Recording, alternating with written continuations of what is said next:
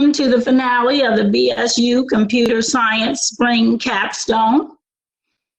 As students, you've come a long way since the January 28th kickoff when you were assigned the Spring 2020 Capstone problem set. Today, you will have the opportunity to demonstrate all your efforts.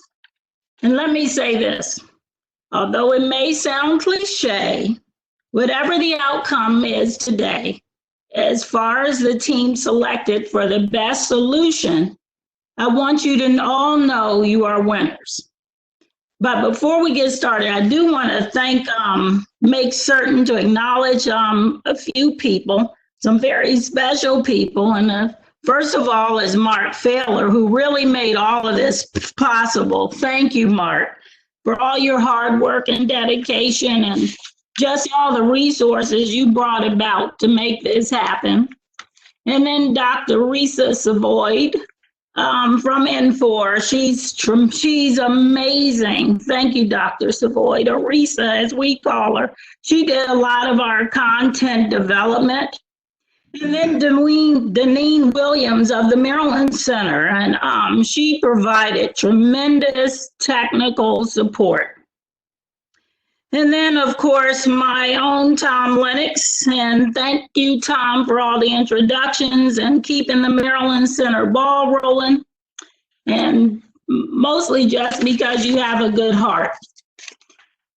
Another specific emphasis to our corporate partners, N4, AWX, OpenText, TACG, StarPoint, and Legion Technical Solutions. We have a whole host of other corporate sponsors, but they're too numerable to name, and I'll let Mark fill you in when he makes his presentation on the others. But having said that, I'm wishing all the students the best of luck today.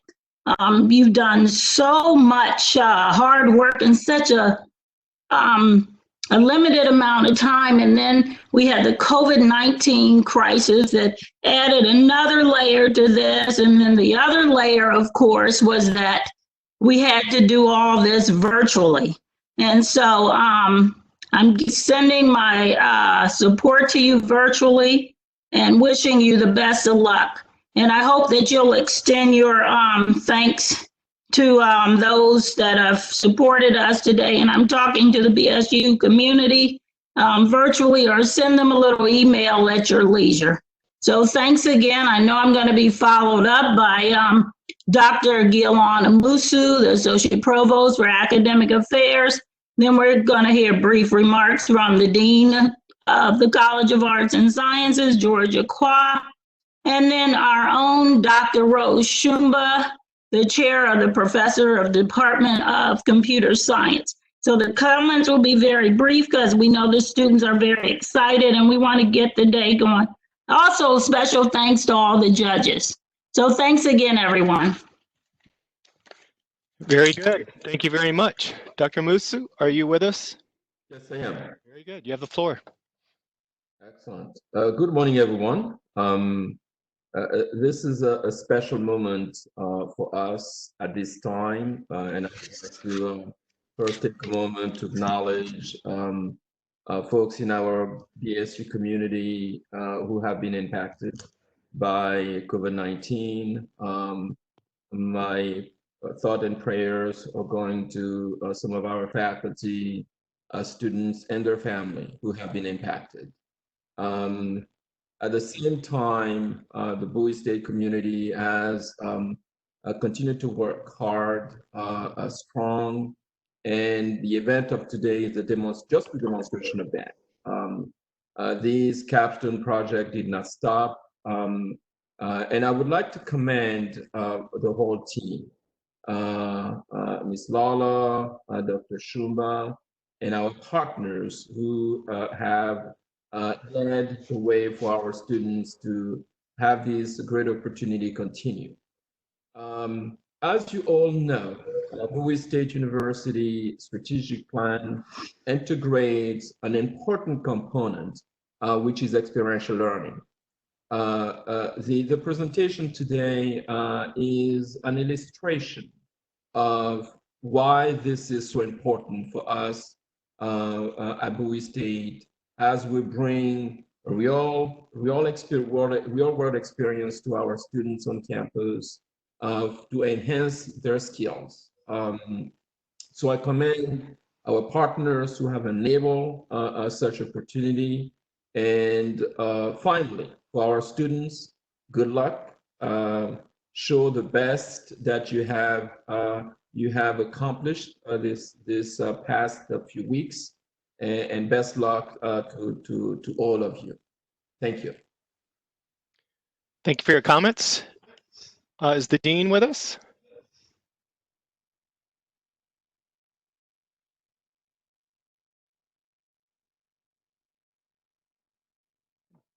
Dean Aqua, are you with us? I'm not sure, but I did send him a text and I also emailed the assistant in the office. So maybe he might be running late. Okay. Well, if he joins, we'll let him say a few words. Dr. Shumba, you want to take the floor at this point? Sure, thank you, Mark. I'll be very brief. I know we said maybe each one of us will have like 2 minutes to talk. On behalf of the Computer Science Department, I want to welcome you all to the Spring 2020 Capstone final presentation. During the final semester at Bowie State University, our computer science majors, we require them to take a capstone course. And the objective of this is to provide them with the experience that brings together all the technical knowledge that they've acquired in previous courses, as well as allowing them to gain some teamwork skills. This year, I'm very thankful to the Maryland Center and Info for this partnership because we decided to take a different route to our capstone to actually combine classroom learning with the Info AWS Cloud Suite technical training certificates for us to develop a smart campus solution. Most of the people that I want to thank have already been thanked by Terry, but I'll just briefly thank the Maryland Center, Terry, Deneen Williams, for helping with the onboarding of our students.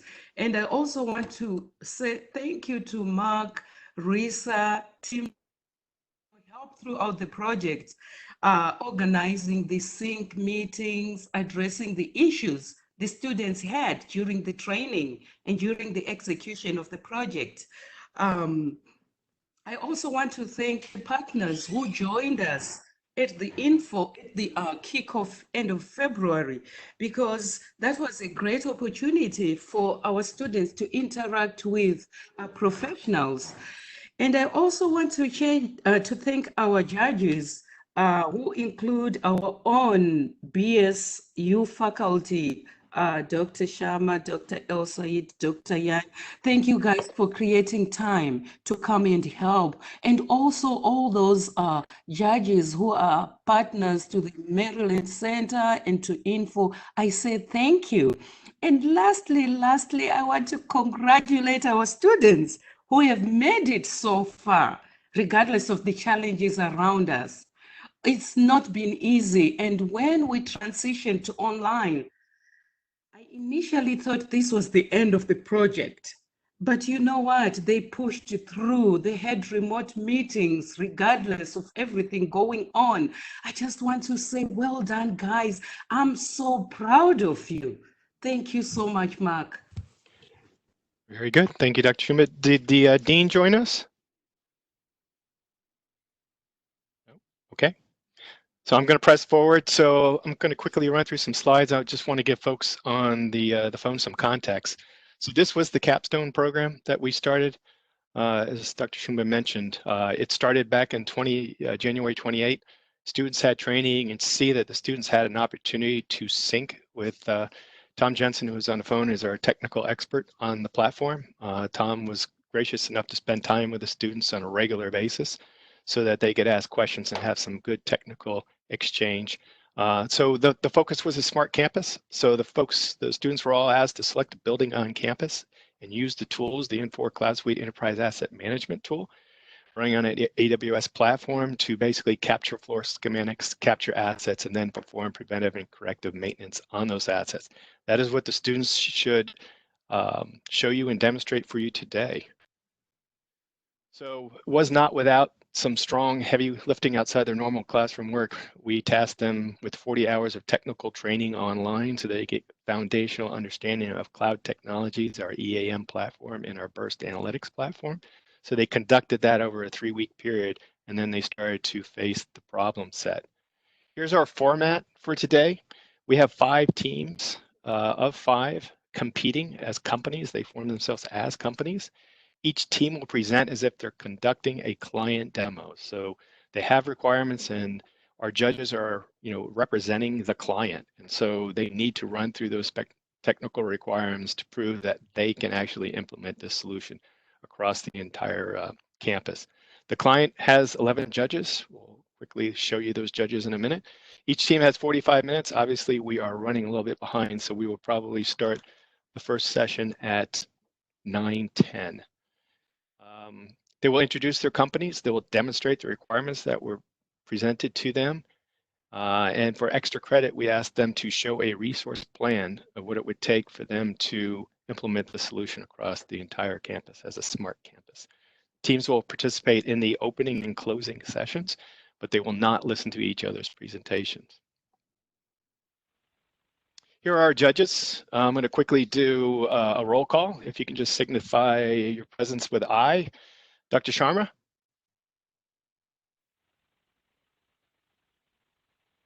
Dr. Sharma, are you present? Yes? I'm here. Okay, very good. Thank you. Dr. Yan? Yes, good morning, everyone. I'm here. Good morning. Thank you. Dr. El Sayed? Yes, I'm here. Good morning. Thank you. Dwayne Robinson? Good morning. I'm here. Very good. David Washington? Good morning. I'm here. Dr. Risa Savold? Here. Tom Jensen? Here, Mark. Sorry. Very well, thank you. Chris Griffith? Good morning, Mark. Thank you. Tom Lennox? I'm here. Kevin Samples? Online. And Tom Chabin? Hi. Very good. Thank you all. So you can see what we have, a variety of judges. We have judges from the faculty. We have judges that are associated, strong partnerships with the Maryland Center. And then you got a diverse set of technical experts from industry. So we got a great panel for today. So to make it more exciting, we were fortunate enough to have 3 prizes sponsored. So first prize will go to the team, will be $1,000, and that's sponsored by TAC-G. Which is also, supporting us as a judge. And second place will be $500, sponsored by Starpoint, who's also judging. And third place will be $250, and that's by Regional Technical Services, and Tom is on the phone as well.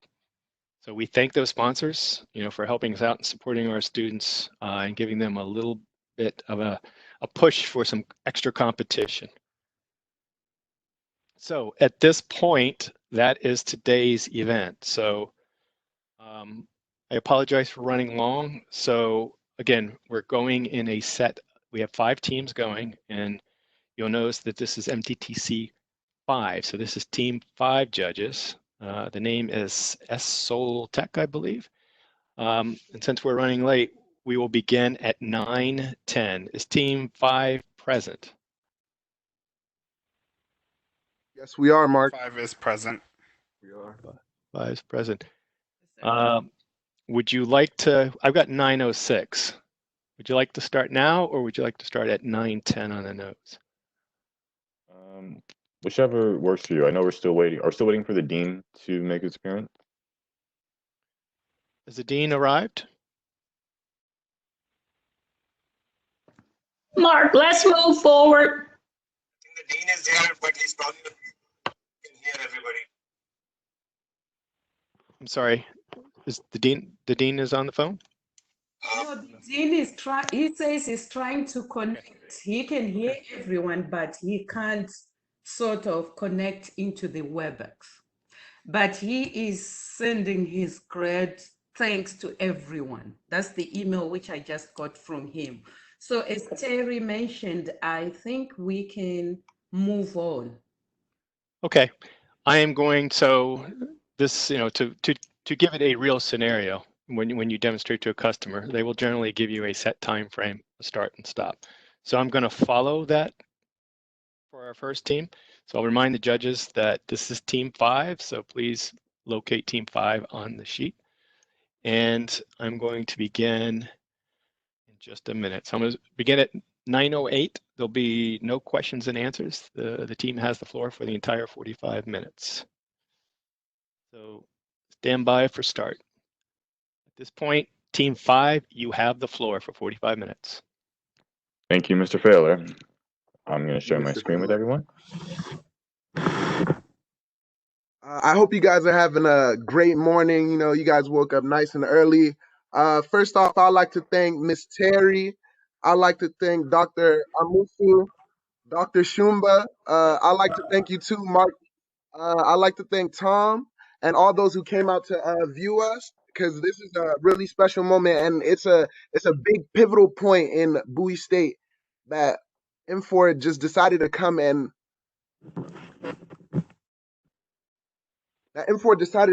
come and help us in our venture for the future. So our group is Soul Tech. Yes, we are Soltech. Good morning, everyone. I am Isaiah Lewis, computer science major. Well, I guess we all are. I'm Shamario Scott. My name is Claudia. My name is Obina Anima. I'm Xavier Thomas. Let's My get name this is started. Obina Anima.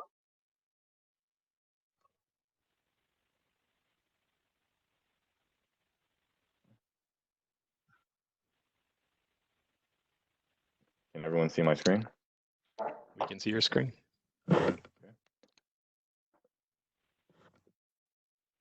So about our company, we are Soltech. The name Soltech is derived from the first letter in each individual group member's last name. Lewis, Scott, Sanchez, and Onima, and Thomas. We work with each other to make decisions and do not continue ahead without each other. We have a strict leave no man behind ideology.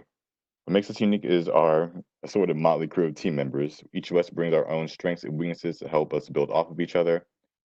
And our main goal is to create the fastest and easiest way for employees to enter assets and file work orders. Currently, a worker must call to file a work order and must be present at the time the work order is going to be completed. Because of this, many work orders are not made, take a long time to complete. By using M4 EAM, Bowie State employees will be able to file work orders without having to wait in place where maintenance is needed. Our other goals are to work efficiently as a cohesive unit in order to be able to help our school.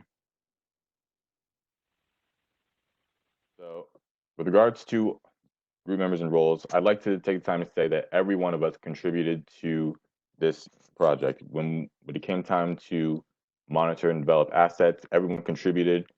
We split them off by floor, so at most 2 group members would be putting in assets for a particular floor, since as our building is a place of learning, there's a lot of materials, a lot of assets to put in, so we decided to split it up so that each person could contribute and give us a substantial amount of assets.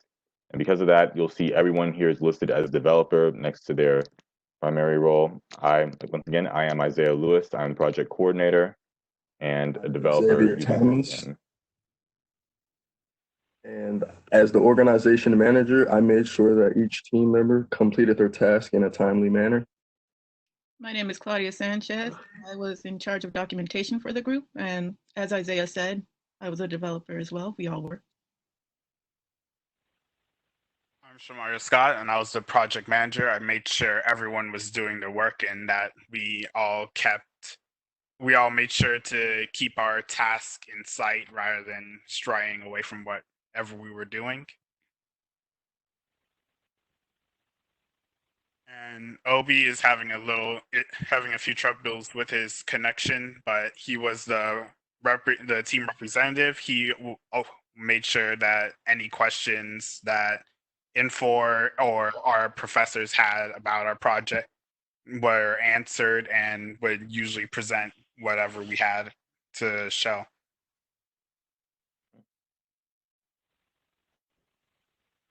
So here's an overview of our project. Using one of our campus facilities as a reference to build software interface that could accurately portray and manage the equipment and tasks used in building maintenance in an efficient way.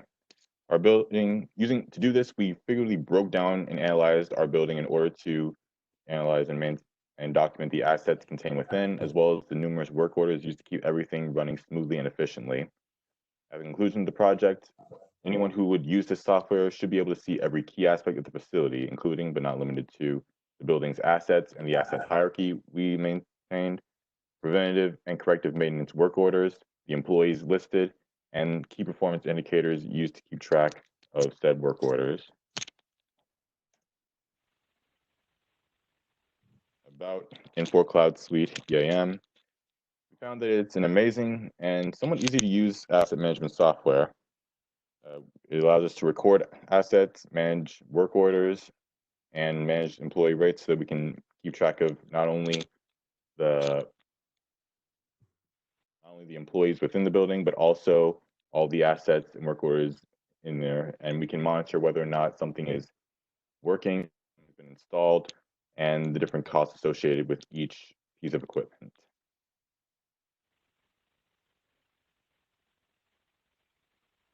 About our facility, James E. Proctor. The James E. Proctor building was built in the year 2000 and formerly known as the Center for Learning and Technology. It has since been renamed in order to honor the contributions and achievements made by James E. Proctor and his family.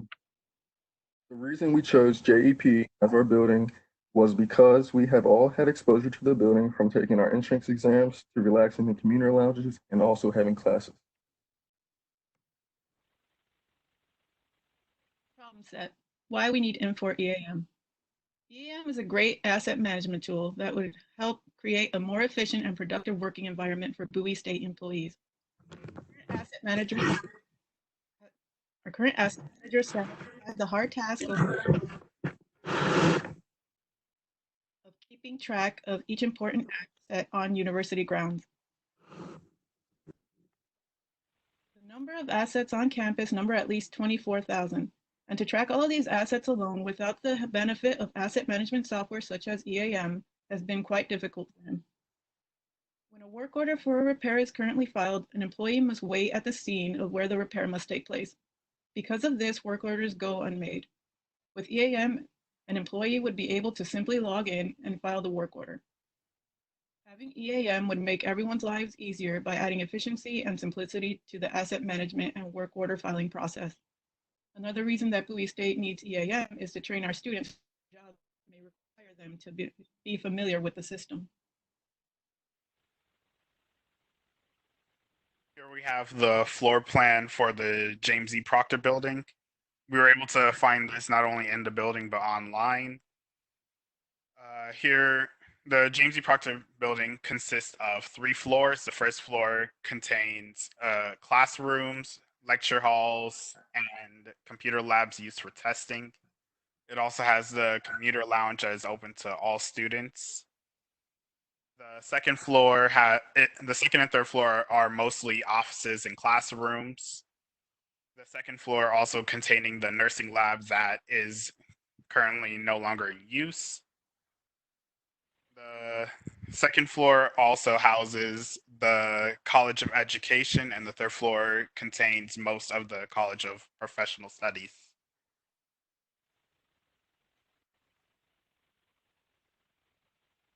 Difficult journey, asset data gathering.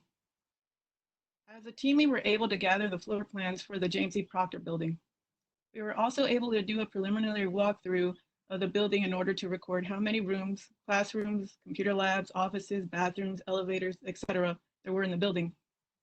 We wanted to return to the building and to record the specific assets in each room at a later date, as simply recording the room numbers took more time than we had originally anticipated. As you can see in the picture, we had to write it down by hand, and it actually ended up being several pages of a list. Unfortunately, life does not adhere to a schedule. The current pandemic has placed us all in quarantine, and it actually placed us all in quarantine before we were able to return to our building and record the actual assets in each room. Luckily, we were able to contact the university's asset managers and request a mock asset list. Based on the mock asset list given to us, we were able to get an idea of what assets should be and how they should be represented. Many of the assets we entered were based off of memory of what we saw in the building at the time there.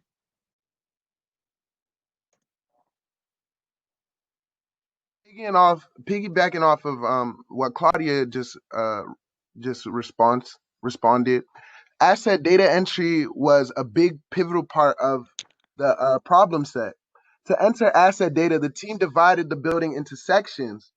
The way we decided to do it was first we have the building, which is James E. Proctor. Then we separated by floors, and then on the second floor there's two suites. There's two suites on the second floor, so we decided to separate it by that.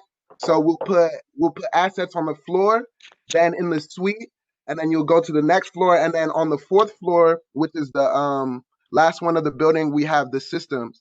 And so the assets are pertaining to floors, it's pertaining to room numbers and the asset name.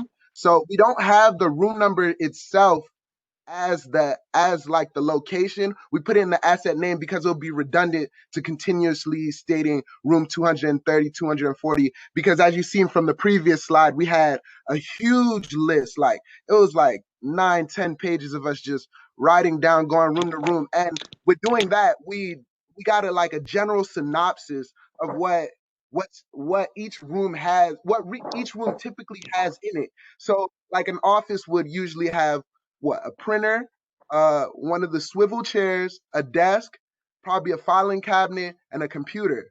So we kept to that simple thought until we got the mock asset list, because we knew that it would be so much to write in that one instant, but we wanted to go through as much rooms as we can and gather as much information and try to just paint a mental picture. And also, we created classes, and this one's we created classes and assets to go to match with it. And this one is one of my favorites that I made, the elevator. So if we'll start from class, we use electric. That goes into the electrical equipment, like the amp or the circuit breaker. And we chose to leave category blank because we already have classification of electric.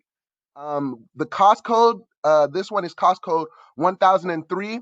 So we did our cost codes through prioritizing. So we have low priority, mid priority, and high priority. The low priority is usually things that are low costing, that doesn't necessarily need immediate changing, but it's still something that will help improve productivity or just help in quality of life on campus. And then second, which is medium priority, you could guess it's probably some not too expensive, but it's pretty reaching up there. But the third one is high priority, which is like the elevator, which is $20,000 to install. So that's one of our biggest assets. And I also, with the cost codes, we made it, we also flipped it and made it a low priority too, which is something that is rather very pricey, but it's rather very pricey, but it I'm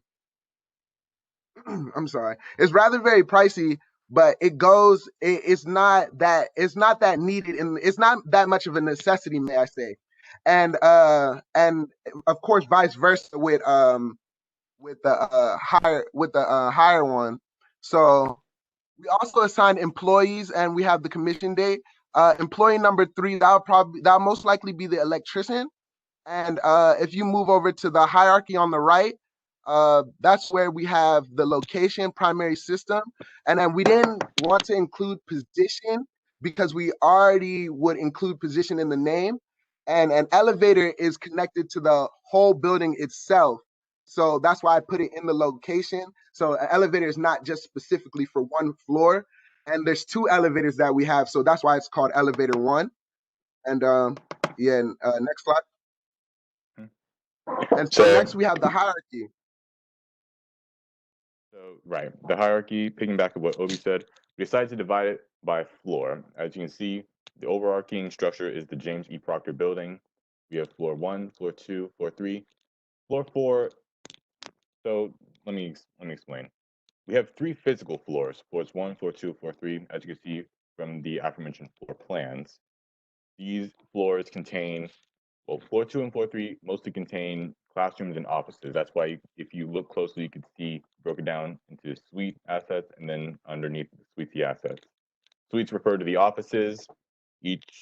Both floors 2 and 3 are special in that regard, in that unlike floor 1, which is mostly recreation and has a lot of desks, chairs, and notably the recreational lounge for commuters, floors 2 and 3 held offices and classrooms, which hold many more assets than what would be seen on floor 1. Each office and classroom has different computers, and when we get to the demonstration, you'll be able to see just how different the floors are. Floor 4 contains primary systems such as HVAC, electricity, so it's not technically a physical floor, more like a metaphorical floor where we decide to lump in everything that doesn't align with like a physical floor, everything that would be like on floors 1, floor 2, floor 3, and it's just sort of structures that run throughout the entire building as a whole. In order to manage these, again, you'll see it through the demo, but the way we were able to set up was using the location function. When logging in assets, we separated them by floors 1, floor 2, floor 3, and using that, we were able to construct a hierarchy that's based off of the image you see here, where everything falls under the James E. Proctor building as a whole, and assets are divided according to which floor they correspond to. Next, we implemented corrective maintenance work orders. In order to create work orders, our team recalled problems with the equipment that we saw within the James E. Proctor building. Some work orders were also created based on what we thought could break within the facility. Repairs, replacements, and they were put in when necessary or in emergencies. Next slide, please. As you can see on the left, we have replace broken projectile, replace water filter, repair broken toilet. And we organize these work through equipment number, location, such as the floor, the type, such as breakdown, and our department. They were reported through employees, and we had dates that they were reported, and they were required through supervisors, and we had start dates and end dates for when they should be worked on. And we also implemented the cost code, which tells us the usual price. You think you could go back for a second so we could show them the cost code? Sure, thank you.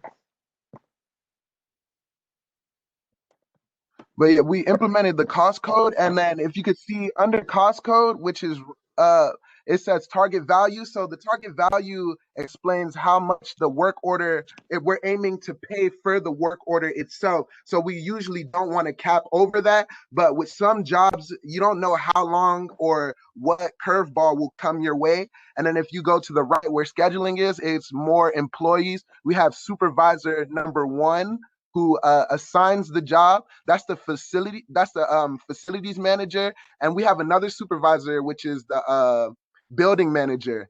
And then employee 6, I think I named her Lisa. She deals with warranty, because you could see that the work order is under warranty. But we try to switch it up with the work orders, like putting loopholes to why warranty wouldn't work, or we didn't get the warranty yet. Just some real life scenarios to put into perspective. Okay, next slide. Next, we had preventive maintenance work orders. These were we created these based off of what we thought would have been good candidates. We also made sure that we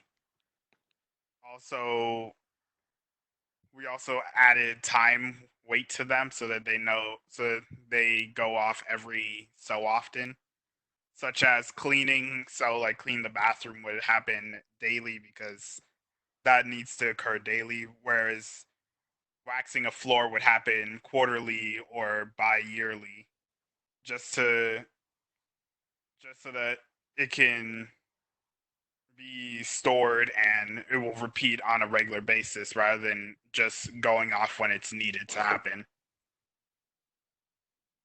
And on the next slide, we have an example of what the preventive maintenance work order looks like and how the information is implemented into the system. This will be explained in a little bit more detail during the demo. These are just like some preventive maintenance work orders that came in near the beginning when we first started adding them into the system. We have more now, so when we get to the demo, you'll see just what we were able to add. All right. Now, with regards to the Start Center, we have 3 sections, and starting here with the inbox. The inbox section functions as a guide for navigating the system based on screens which are differentiated by the type of task the work order will need to access and what information the worker need to process as well.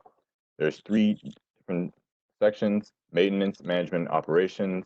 Maintenance dealing with would have work orders, assets, and the PM work orders as well, so they know what to work on, when to work on it, and how often should it be performed.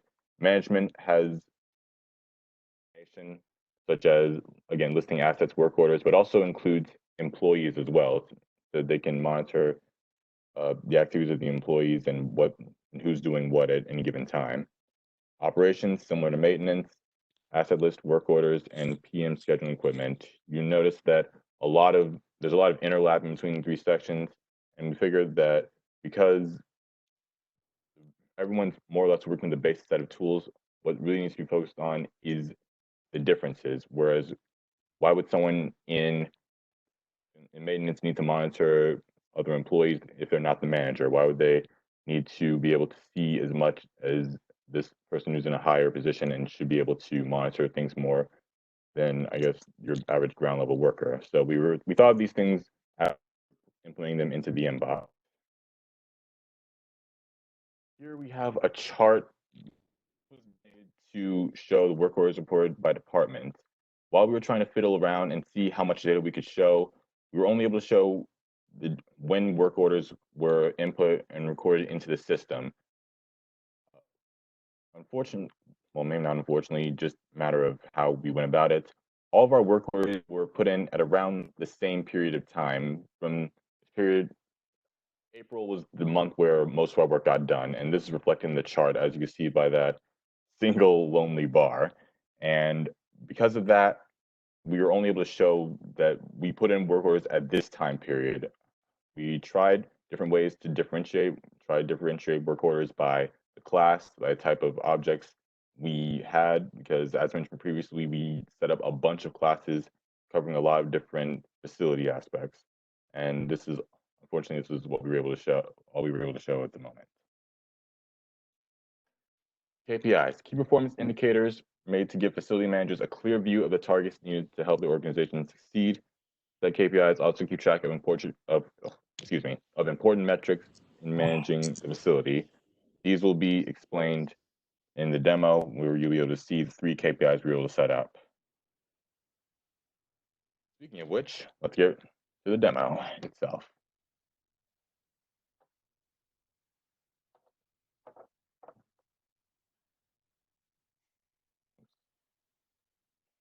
You could just click Start Center at the bottom.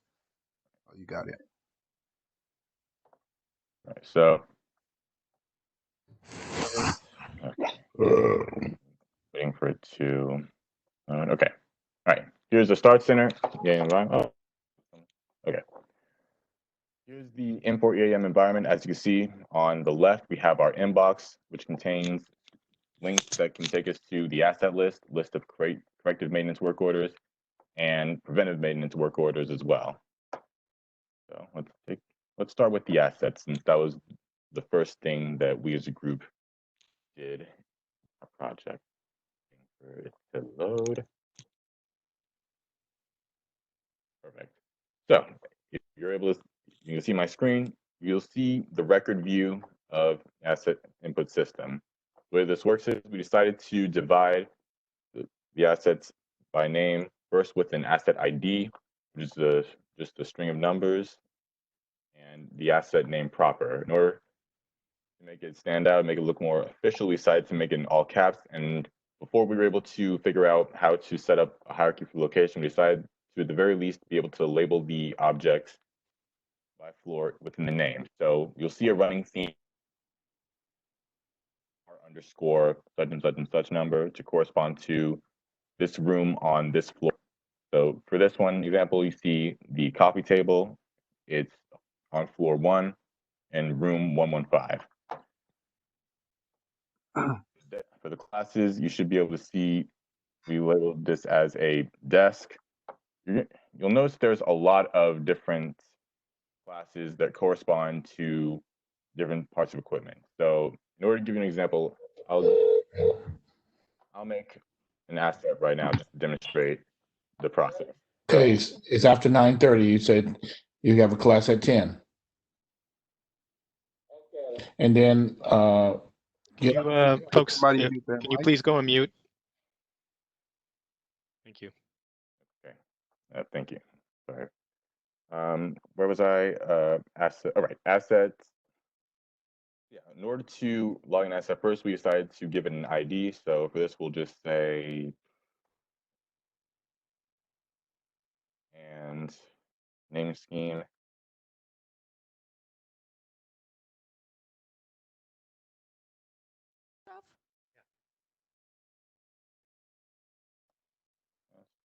And we chose the department, which asset will be in.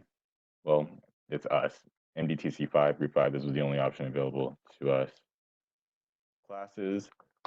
So as you can see here, we have different classes corresponding to different items, computers, items that are considered desks, electrical equipment, electronics, that aren't computers, HVAC, hygienic, plumbing, chairs and seats. Yeah, so for this one, let's just put it under, let's make this an electronic. Cost code, make it medium priority. Equipment value, that's what we use to determine the cost of the item. So it's medium priority cost code. Let's give it a nice round 100. So. And Isaiah, I like to chime in right quick. And then see, this is where working as a group came in handy. Like we'll always bounce off ideas. So with electronics, right, Isaiah? I think that the asset will probably be under a warranty, because what if it breaks or something, and then we could just call up the warranty? You don't think so? Yeah, you get a point. So we should probably put the class under the warranty. We probably put the electronic under the warranty. But for the demo's sake, you could keep it as electronic. But probably in a real world, it'll probably have a warranty on it, and then we'll assign the employee to the that does and looks over warranty over the item. Like we typically assign all our assets to a specific employee, so they'll have like a guide or a list to what they have or what they're looking for. May I give an example, Isaiah? Well, no, actually, finish the asset. We got much time ahead of us. Right. So, right as Obi was speaking, I went ahead and added a serial number. We did this for all of our assets. Again, most of the information that we used was based off of the mock asset list we were able to acquire from the manager Sal. So we're really grateful that we had that to use as a reference for what to fill in. And here, the location, we're going to add this as a, make it second floor asset. Why not? Oh, wait, no, first floor. It doesn't really matter as long as you understand. So, yeah, I guess we'll just do it. All right.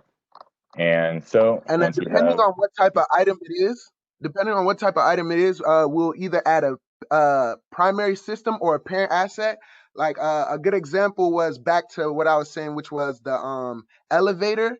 The elevator has door panels, so the parent asset is the elevator itself, and then a subset of that will be the door panels, which is connected to the elevator, which goes off into it. So it's just parts and pieces. And then, as we said before, positions we kept the same. But with parent assets, we didn't want to just keep it too generic and just say James E. Proctor, which we assumed it would be, but we didn't want to be loud and wrong. But overall, we're thinking if we're thinking of ways to be loud. Student says we don't want to be loud and wrong.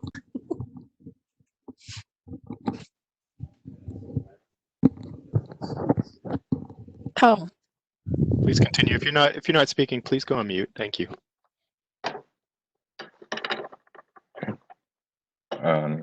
Okay.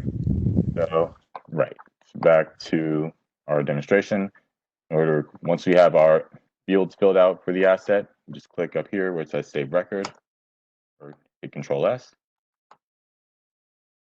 and it'll say, give you a notification that it was successfully saved, and you should be able to see it pop up on the left right here. And depending on how you want to view all the assets, you could expand left, which will stretch out the record view to the left. Split view, which was the default, which allowed us to record assets and their details efficiently. And for a proper listing of all assets, you could just click on expand right or alt right, and you'll be able to scroll through all the assets, and you can show them in order based on asset ID, their description, their statuses, or you sort them by class, commission date, etc., etc. As you can see, commission date here, because May the 1st, it'll show up there.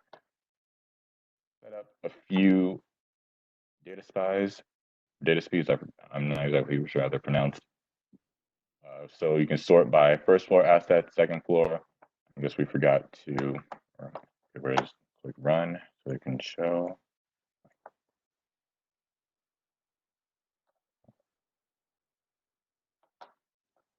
Right, so it'll show them labeled by floor, and if you actually go to see how we were able to sort them, right here, decided to sort description.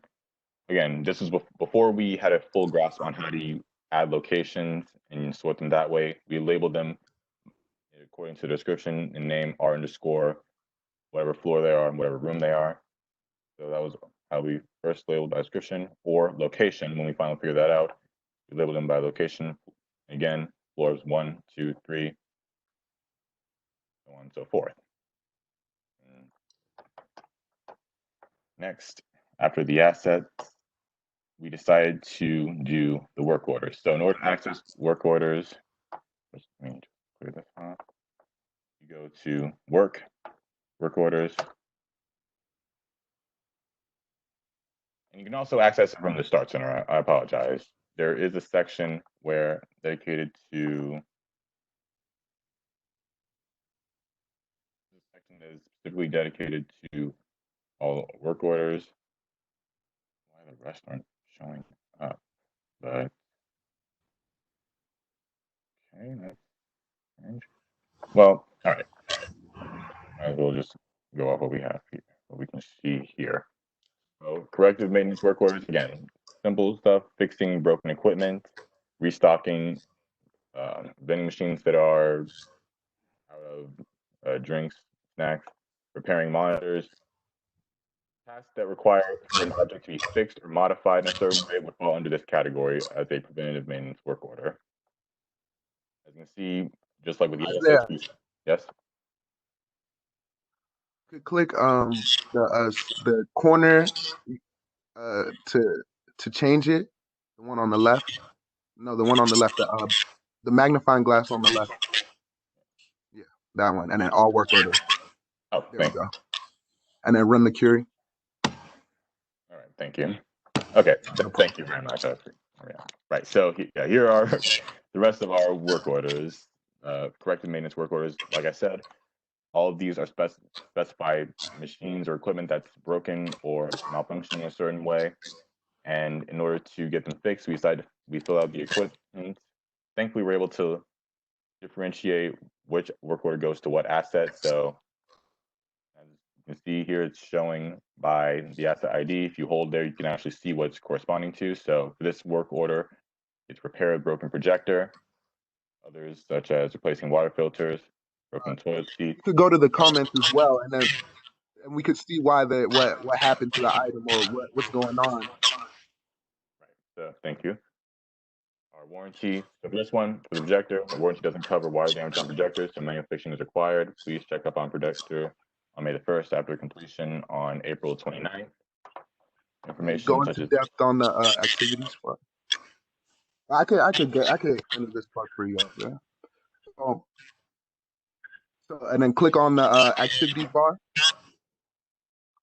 Could somebody mute their mic? Boom. Okay. Thank you.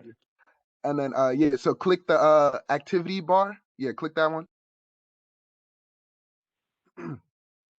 All right, and as you can see, it pops up as at the bottom. So activity, this is activity number 10. So it's usually randomly generated by numerals of 10 in that under activity details. So activity 10. So if we were to make another one, it will say activity 20.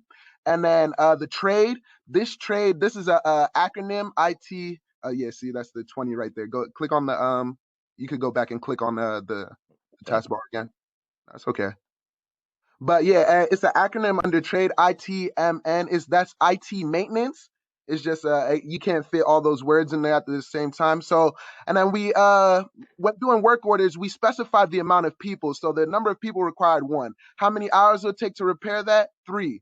And then we also have the employees getting paid, which we'll show you in a quick second. We just want to get through the work orders first. But we definitely made a list on the pay wage of the workers. And then you can see that on the right of where it says trade, we have a start date and end date and hours remaining. You didn't have to really fill out how many hours were remaining because EAM does the math for you itself. And you already input the estimated time, and it says, and yeah, so you could So I wanted to show them. I know we're kind of running low on time. It's 9:44 right now, so I want to get through some of the other aspects of it. So let's see the PM for the news work orders. To do that, gotta go to work order planning, PM schedules. Yeah, Team 5, you have 10 minutes. Thank you, Mr. Fairlight. So, whoops. Okay, hold on a second. So, MUTC 5. Now we had an issue because we're still able to see other people's work orders. Well, PM work orders specifically. But yeah, continue, Isaiah. In order to get around that, we sort of developed a code. Again, our department number MDTC5 dash whatever number work order it was. So I'm guessing it might just be a bug because we had an issue like that similar when assets where we could see other groups' assets as they were entering them. Thankfully, we were able to contact Mr. Fairler and he was able to get that worked out. So we didn't see other groups' assets, but I guess the system still has a few bugs, but nothing we weren't able to work around. So here are some of our preventative maintenance work orders. We decided a preventative maintenance work order, as we previously established during the PowerPoint, was something that could be done to prevent any other problems from rising. So, and something that's also done periodically. So waxing floors, cleaning bathrooms, inspecting heating, and yeah, just daily, annual, or weekly tasks that are constantly being performed in order to ensure the building is up to par. We made sure to always focus on small and semi details. I know we're running low on time, Isaiah. I'm so sorry. Could you go back to the first PM schedule you showed us? Like yeah, like pest control. As you can see under scheduling, we have it perform every 1 quarter, and then the meter interval. So we'll do right down. Stay in it. We'll do I'm sorry. The meter interval, we decided to go by feet because that's what the floor plan's in. Well, that's what America usually goes with. We don't use meters. So we decided to go with feet. And then as you can see on the right, we still filled out the work order details. We had preventative maintenance. We made it preventative maintenance, had duration. That would go into getting your workers paid, and the work order class, which is basic maintenance for pest control. And we just made this is a sample, so we didn't want to have like a vast array of workers. We wanted to be able to fit all the cool aspects into one little slide. And as you could see, so this is now supervisor 2 that popped up. So that's the building manager. We usually made the building manager building manager Archie. We usually make the building manager sign the work orders unless it's like an emergency, and then we'll have it with the facilities manager. But the building manager is usually under the facilities manager. You could keep going, Isaiah. All right. So, all right, let's go. You wanted to show off the workers' payment as quickly as we can? I mean, if you want. I mean, you have to. It's not under PM. Right. It's not under PM. It's under the normal work orders. Okay. That would be a bit backtracking. So let's, if we have any time left, we can show that off. I want to go show them the KPIs. Okay. So in order to get there, I have to get in. Down here, we have our key performance indicators. We decided to generate 3. First one shows the percentage of preventive maintenance work orders versus the percentage of corrective maintenance work orders. We decided to display that as like a bar showing different numbers. Percentage of work orders completed on time, currently 0 because just we assigned them earlier and they just haven't been done yet. And when they are completed by the employees and the information on EAM shows that, it will show an accurate percentage. Completed work orders, 2.52. Again, I guess some workers actually did complete them on time, but no, my bad. They completed them, but not on time. So again, if the scheduling shows that they were completed on time, then this KPI right here gauge would show which percentage were. But we do have 2 work orders completed on time as of right now. These are all determined. These KPIs were implemented using SQL code. Most of us did not have much experience in using SQL code, so we kind of had to fiddle a bit with options in order for it to display the data that we wanted.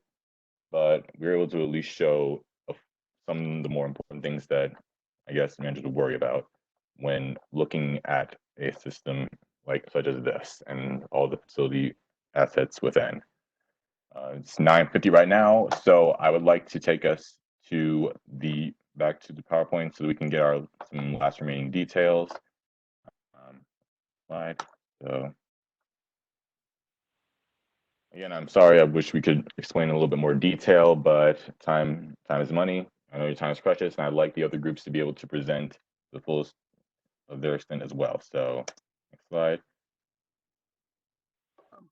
So with this project, we all went through a couple issues, mainly COVID-19, but there was many issues. Like today, I just had internet connection issues, scheduling problems, miscommunication, time management issues. There's so many things that just toppled into one little box with this project because of COVID-19 and how we couldn't really meet eye to eye, and just at home family issues.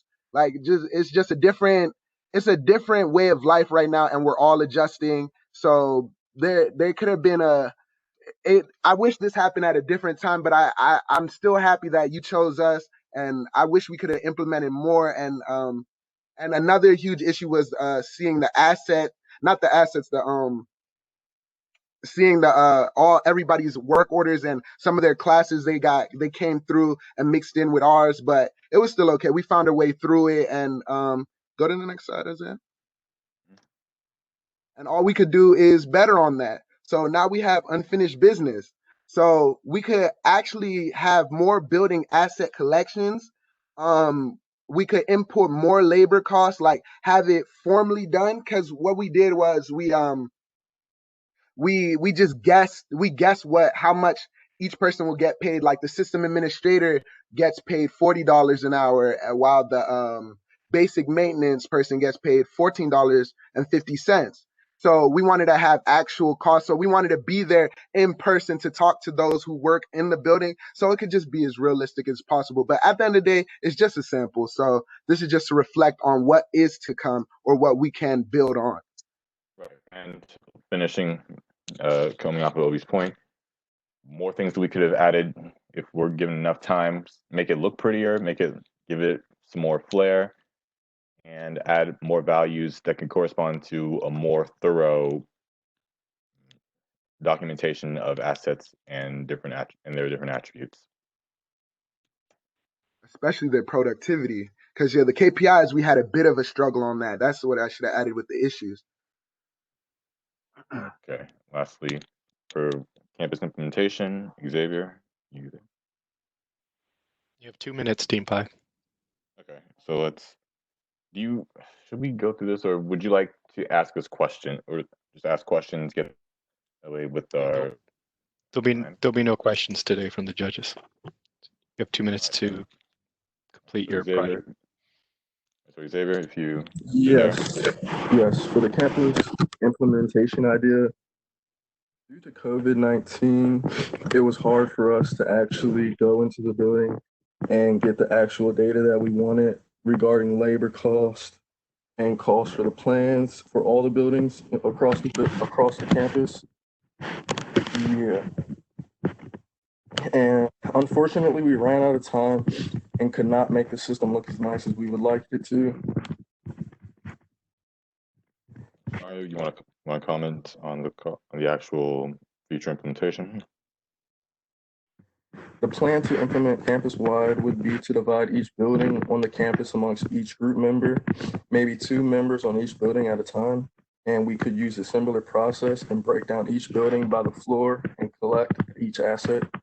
For labor and cost, it would be hard to work on because everybody is working from home, but we could come up with a definitive number because there's not a lot of information to work with due to COVID-19.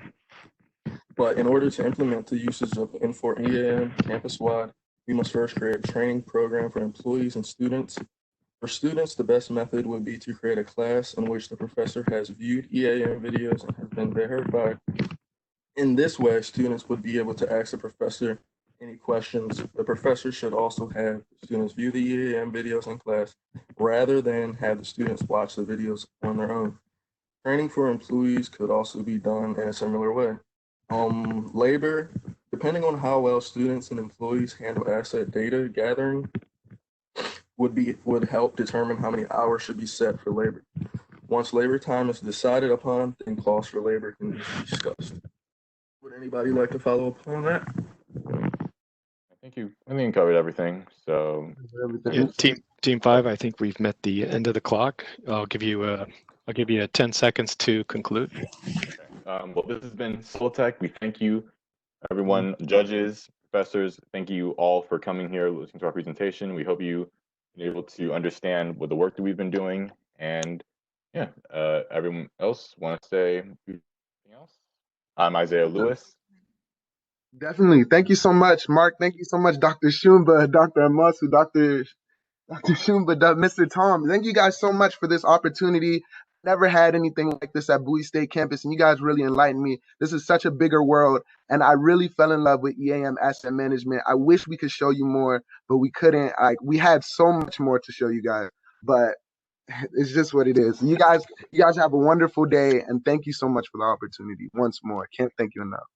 Very good, Soltech. Thank you for your presentation today. Outstanding job. And we will take, for the judges, we'll take about a 5-minute break that will conclude the first session. Thank you very much. See you all later.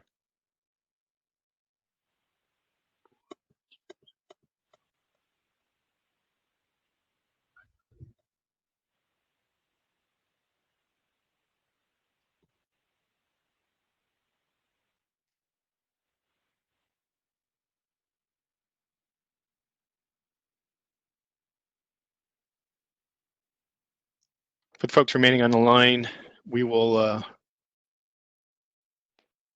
try to start at 10. If not, we'll go to 10:05. we'll get back on schedule at that point. Hey, Mark, this is Dwayne Robinson. Yes. I'm having some difficulty entering values into the spreadsheet that you provided. Is anyone else having that same challenge? Yeah, so each cell across the board is a drop-down menu of 1 to 5. Yeah, so there's no way to enter a cell, so they're drop-downs. And what areas that have 10 points, you'll see there's a multiplier. So everything has a drop-down on the line 1 to 5, and then it'll automatically multiply. So when you think about a drop-down of 1 to 5, if it's 10 points, no, it's a 10-point scale. I guess what I'm asking is, how do I get to that drop-down? Just put your cursor over top of the cell, and the drop-down will pop up.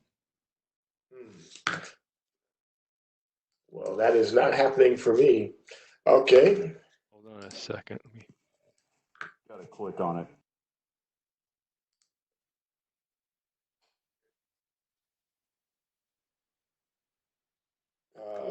So, for example, if I'm in the first column, say column D in the first part, I would be basically in D cell D5, attempting to click to get that drop down. Or so right, so we're just scoring. We're scoring at a higher level than that. So some of these rows, you've got that value column with the yellow highlight. That's the row where you want to put your score in. So those grayed out boxes, we're not scoring those individually. Oh, I see. Well, I think. Okay, so if I click on the row that's highlighted where you see the value of 5, right? Then you've got team names 1, 2, 3, 4, 5. Yeah. So try like E4. That should have a drop down, or you should be able to type in a number there. Yeah, E4 gives me 1 through 5, but that just changes the team number, I think. Maybe I'm confused. So if you can look at the screen, I've got it up on the screen. So if you look at the screen, if you look at team 1, we did 1, 2, 3, 4, 5 across just to make sure it all added up at the bottom. So if I go to the one down here, which is prepare your demo environment for 10 points, if I click on this one, and there's my score. So you got to actually click on it to get the cell scroll to come up. Okay, so I guess. So they should all really be zeros, right, to start with, right?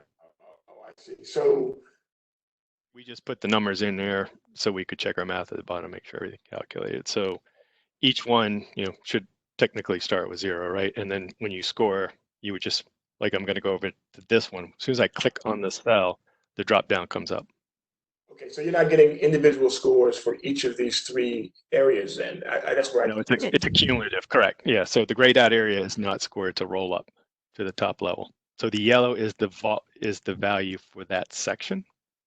So for this one, which is 10, so the value is 10, there is A and B, but you are going to score A and B as 5, that is a 10, right? Because it's going to multiply by 2 over here. So yes, we're not scoring each and every one of these. That's why it's grayed out. So you're scoring the aggregate of A and B in this column. Okay. I got it. All right. So you gotta click on every cell to get the number. But so like this one, let's go down and most of them have key attributes. Again, I click on it, it comes up, and then it's worth 5 points, right? This one is worth 15, right? So I click on it, and knowing it's worth 15, you can see to the right I have a multiple of 3 over here, right? So really, you're scoring 15. We didn't want to have a drop-down column of 15 points. Yeah, we reviewed that yesterday. I guess so. If the team did very well on an example you're looking at now on the A, but did very poorly on 1B, you just give them a 0 and a 4, and the total score is a 4. Well, it's an aggregate. Yeah, it's an aggregate of the 2. You have to determine between A and B. If they did really well on one and not so well on the other, then you have to determine what does that mean between 15. I see. Okay. All right. Okay. I got it. Awesome. Yeah. Thank you.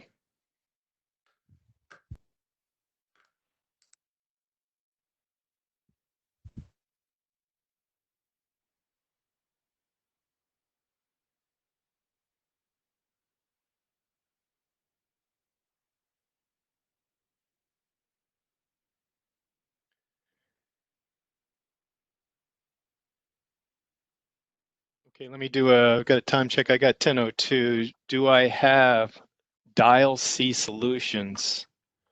We are here, Mark. We are here. Yes, sir. All right. So I'm going to have you start at 10:05. Okay. So you have 3 minutes.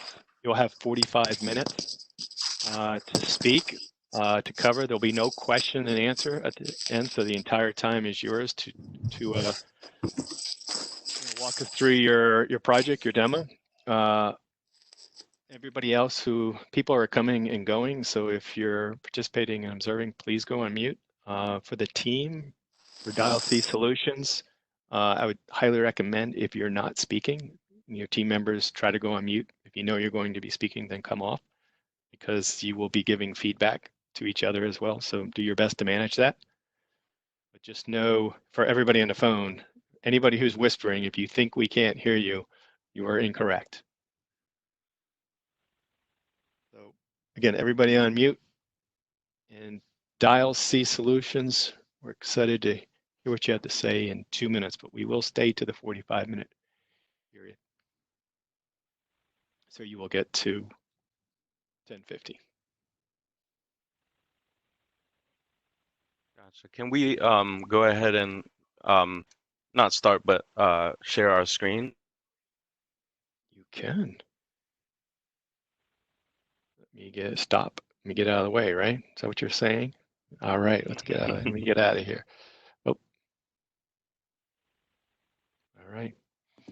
It seems like I took over. Yeah, way to go. Way to go. You got 1 minute, so you can launch it, get ready, Okay. and I'll give you the go sign.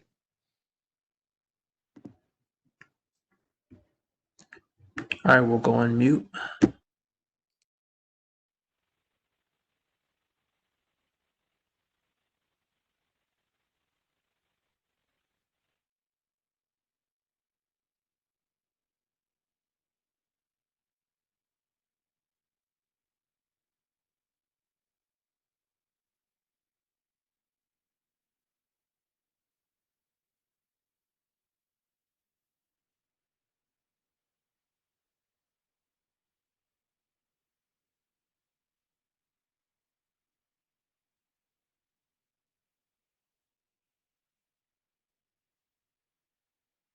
Team 5, welcome. You have the floor. Thank you so much, Mark. Good morning, everyone. I just want to confirm again that you can hear me. We can hear you. Yeah, we can hear you. Good morning, everyone. So I want to thank you. I want to thank everyone who is in attendance again for this presentation. We hope you're doing very well and are staying safe during this difficult time. We are Dial C Solutions, presenting our Cloud Suite EAM, utilizing the best tools to produce top business solutions that soar beyond the clouds. So to begin, who are we? We are software engineers, technology and business analysts, and digital solutions technicians. What are we? We are a technical consulting organization that aim to use the latest and most advanced technology to provide innovative and transformative solutions for our customers. Where are we? We are headquartered here in the DC metropolitan area. Our founders. So my name is Leo Angelo Janota. I am a senior computer science major at Bowie State University. And this upcoming summer, I will be starting as a full-time software engineer at Technology LLC. Hello, my name is Isaiah Gregory. I am also a senior computer science major at Bowie State University, graduating in May. And this fall, I'll be starting at Booz Allen Hamilton as a full stack developer. Good morning, everyone. My name is Daniel Francois III. I'm a graduating senior, also a computer science major, and I'm currently going through the hiring process to be a crypto-analytic computer scientist for the National Security Agency. Good morning, everyone. My name is Ahmed Ashkar. I'm a junior computer science major with a minor in business administration. This summer, I'll be interning at KPMG in Tysons Corner, Virginia. Hi, good morning, everybody. My name is Chidubami Zine. You can call me CJ. I'm also a graduating senior, and after Bowie State, I'll be working as a technology analyst at the investment bank Goldman Sachs. So let me go over our agenda for today's presentation one time. So first we will be talking about our problem set in terms of what was given to us by Infor and the requirements set by customers in a little while. We'll also be talking about the solution that we set forth for this problem set and for the requirements and how we chose to implement it and just a little more in depth later on. Again, we'll be talking about our timeline and just what we used in order to manage our time, as well as what we've done over the past few months and the past few weeks as well, to kind of get an idea, give you an idea of how we split up our time. Again, we will be talking about the requirements set by the customers, and we'll be going more in depth in terms of demonstrating these features within the system itself. We'll also be talking a little bit about our asset hierarchy. And basically, this asset hierarchy is what we chose to use in terms of our naming convention for this system, and go a little more in depth into the reasoning behind them. We'll also be going over some tools that we used aside from the Infor Cloud Suite EAM platform that helped us achieve the solution and get to where we are. And last but not the least, we will be talking about our project plan in terms of implementing this solution campus-wide, as opposed to just the one building that we chose to do. So the problem, the building community, or CMRC, as it's called on campus, it's one of the student residential buildings at Bowie State. CMRC has a lot of trackable assets that are often in need of preventative and even corrective maintenance, as well as inventory. Some of these building assets can range from specific apartment room beds to specific apartment room HVAC systems that are present within every apartment. And the following issues that we really are looking to solve are, first, the lack of asset management structure in the residence hall itself. So CMRC doesn't have that much in terms of managing the assets, as well as managing some of these work orders like preventative and corrective maintenance. Another issue that we want to solve or are looking to solve is to make it easier for the managerial staff to manage these maintenance work orders in a more organized way, because the way it is right now is not easily trackable, and it's as well is not that organized. The third kind of issue that we wanted to discuss was about how assets and assets locations within the building are loosely tracked, in the sense that doing inventory on these assets and these systems and just these locations itself is difficult to manage. So having an asset management system like Infor EAM would be much help for them. The fourth issue that we wanted to highlight was the outdated aspect of their preventative maintenance schedules. So the work orders that they do for creating or managing these work orders in terms of preventing things from being broken, or making sure that things still run smoothly, are outdated. They don't have much of a system in terms of keeping track of these work orders altogether. And last but not the least, one of the issues that we also wanted to highlight are that there's not that much use of data within the system that they run on now. We want to make it more data focused in terms of the assets are data, the systems are data, their locations, as well as even the employees and the supervisors, are data. And making it a data-driven solution helps us and helps them easily track this information, and thus like make it easier to manage the building itself. So basically, the problem is that the asset management as well as work order maintenance at Bowie State, and specifically CMRC, is in need of an overhaul. And this overhaul that we want to define is as a smart campus. Essentially, we want to create a system that fulfills the requirements of our customer with these specific issues in mind for one building, and consequently, eventually provide a solution for the campus as a whole. So in a little while, we'll go into more detail about the requirements set by our customer along with our solutions. Essentially, our solution aims to tackle both these issues outlined here, as well as the requirements set out by the customer. And that solution is to create an asset management system to provide the CMRC with a more efficient and streamlined process of administering over the residential community. Basically, we wanted to use the Infor Cloud Suite EAM platform as a main tool to provide this service CMRC. So, like Mark said early on, the EAM platform is this asset management system that helps for managing preventative and corrective maintenance, assets, as well as floor of a building or even a set of buildings. And we wanted to utilize that for this solution. And next, we will have our associate Isaiah Gregory talk about our timeline. Hello, everybody.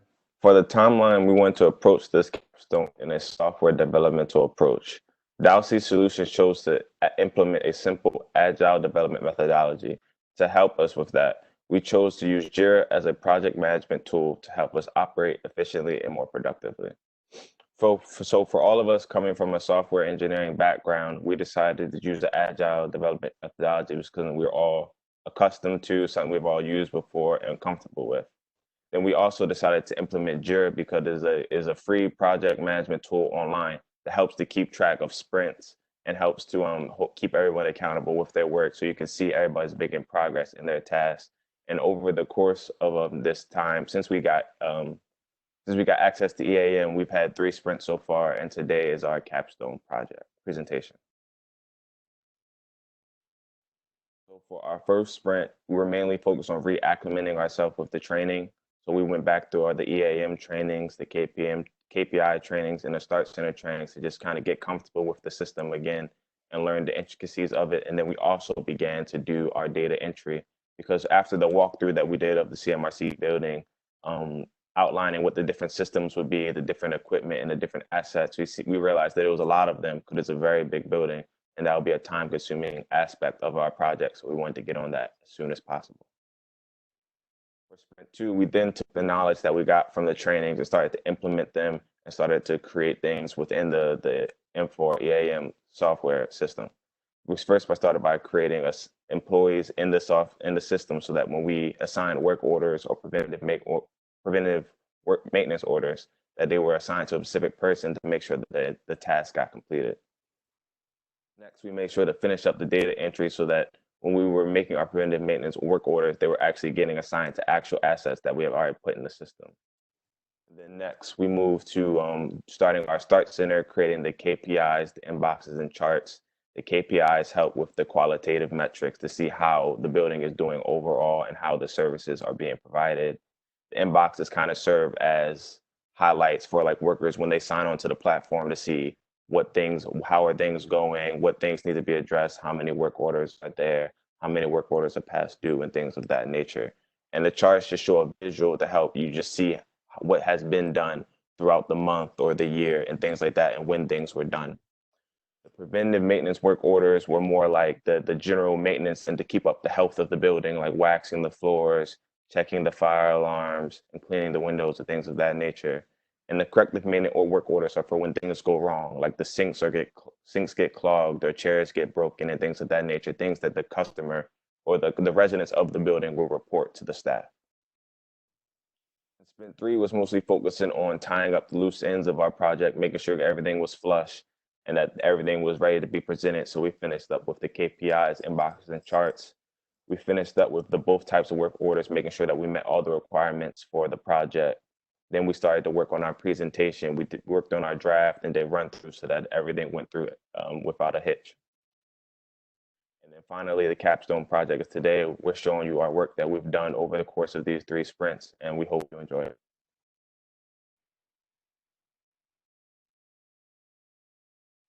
Right here is just a screenshot of our JIRA board, just to let you know just to show you how we kept track of what we're doing for those who haven't used JIRA before. When you start a sprint, everything starts off in the to-do, and then you can assign specific tasks to specific people. And then when they begin their task, you shift it to in progress. And then when they finish, you shift it to done. Just a way for everyone to keep everybody accountable and to see, to make sure things are being done properly and be able to help if there's an issue.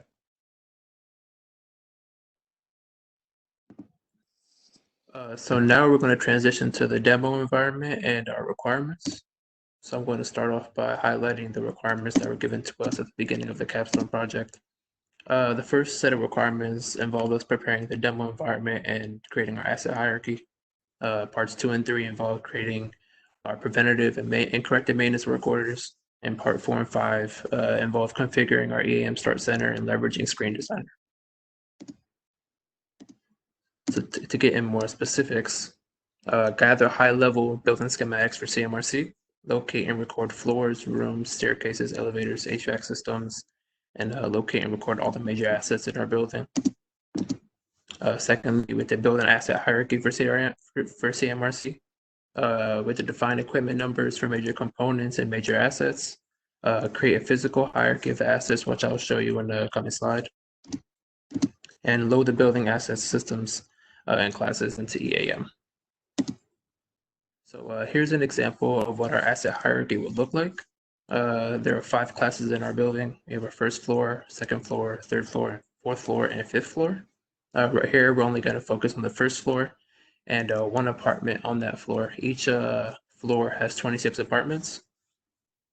Since they're all very similar in nature, we're only going to show one of the apartments because they can be duplicated. So here we're showing apartment 101. In apartment 101, you have 4 separate rooms inside of it. You have 101A, 101B, 101C, and 101D. Then you have 2 bathrooms in that apartment, 1 kitchen, and 1 living room. In apartment 101A, for example, you'd have a bed, a chair, one dresser, and a fan. In each bathroom, you have a shower, you have 1 sink, and you have 1 toilet. In each kitchen, you have 1 dishwasher, a microwave, and a refrigerator. In the living room, you have the heating system, a large couch, a large table, small couch, and a small table. So as you can see, for apartment 101, you have many different components that make up the room itself. And this hierarchy can be duplicated. For example, if you go to apartment 201, it will look very similar. Same for 301, 401, and 501. So at this moment, we're going to transition over to Daniel, and he can show you how we've implemented these into our EAM system. You go ahead and take over, Daniel. All right. Once again, good morning, everyone. Thank you for being here. Thank you for allowing us to be here. So just want to confirm that you can see the screen. Sir, we can see it.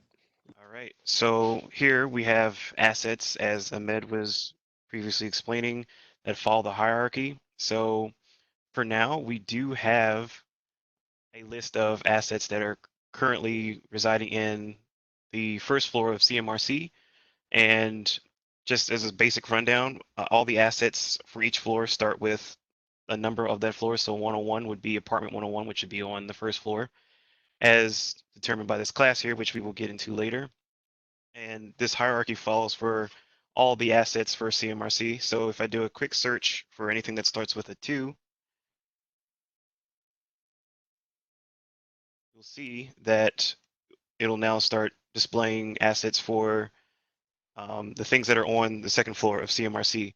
So if I click on one of these, say the dishwasher, first we see that this is a dishwasher that belongs to apartment number 224, and it is in fact the dishwasher for the kitchen.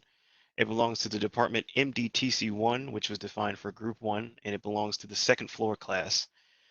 We also see over to the right under the hierarchy space that it says its primary system is apartment 224, specifically the kitchen. So this follows for all the floors. I won't run through all of them, but I will show you one more. So if I go to floor 3, you will also see assets for floor 3 of CMRC. And again, you can see all the appliances for now, but if I scroll down, you'll start seeing the other assets for this floor as well. Now, if I go to the systems tab, you can see for the 5th floor that we have a bunch of systems. So the way this works is that the apartment itself is the primary system for everything under it. So for example, this is apartment 501, again belonging to the 5th floor class. If I go to, say, for example, bathroom CD, this bathroom is the bathroom for rooms that we determine were rooms C and D. There are 4 rooms in each apartment. And this again belongs to the MDTC1 department. And its primary system is in fact apartment 501. Now, if I go back to the list, just focusing on everything that says apartment 501, all of these have a primary system of apartment 501. So it's following the hierarchy that Ahmed had shown you earlier. So I will hand it back over to Ahmed. Okay, thank you for that. I'm going to share my PowerPoint screen again. Give me 1 second. Can everyone see my screen? We can. Yes. The next set of requirements, preventative and corrective maintenance work orders. So for preventative maintenance work orders, we have to establish 10 PM work orders and add key attributes to those work orders. And for corrective maintenance, we had to create 6 corrective maintenance work orders and add key attributes to those work orders. At this time, we want to transition back over to Daniel so he can show how these were implemented into our EAM system. Go ahead and take over, Daniel. Sure. All right, so we have a small list of preventative maintenance work orders under a schedule. Given that we're going through some rather unprecedented times, we figured it was only appropriate to have a few things involving sanitization and cleaning. So for example, you can see the first couple items involve sanitizing the floors, waxing them, and cleaning the elevator buttons as examples. We also have some more examples, such as changing the air filter for the HVAC system. So if I click on this work order, we see, and I go to the record view, we see that this is scheduled to happen every 3 months, as an example. This work order, or all preventative maintenance work orders, fall under the MDTC1-PM class, which is a class specifically used to house preventative maintenance work orders. And we can see that this is a work order class for the HVAC system. And if I go to comments, we can see that it says air filter should be changed every 6 months to ensure clean air is being circulated through the building. Seems like a little typo. It should be 3 months, but the idea is that a maintenance engineer can leave comments on the job that's been previously done, or preventative maintenance that's scheduled. We can have maintenance engineers sort of, cooperate with one another through the comment box, and as well as the equipment tab, which this work order does not show anything in particular, but some work orders will show some details for equipment. So this is the sanitized floors preventative maintenance work order, and you can see there's some equipment that is outlined here under this work order. Now, if I head over to corrective maintenance work orders, the first thing I want to emphasize is that we understand that there was a requirement to have corrective maintenance work orders sort of correlate with the preventative maintenance work orders. But as we were developing this system, we saw that a lot of our assets did not require both. So for example, a chair, there's not really much preventative maintenance that you can have on a chair. Your only hope is that the resident would use the chair the way it's meant to be used. But we do have corrective maintenance work orders in the event that it would break. So we would simply just replace that chair. There is one example of an asset or a system that would have both the preventative maintenance and corrective maintenance, and that would be the HVAC system. Of course, we have it so that the air filters are changed every 3 months, but in the event that an electrical component of the HVAC system would go down, we would just simply send out a corrective maintenance work order. But I do want to just go into in depth with one of these work orders. So this is an example of a shower drain that may be clogged.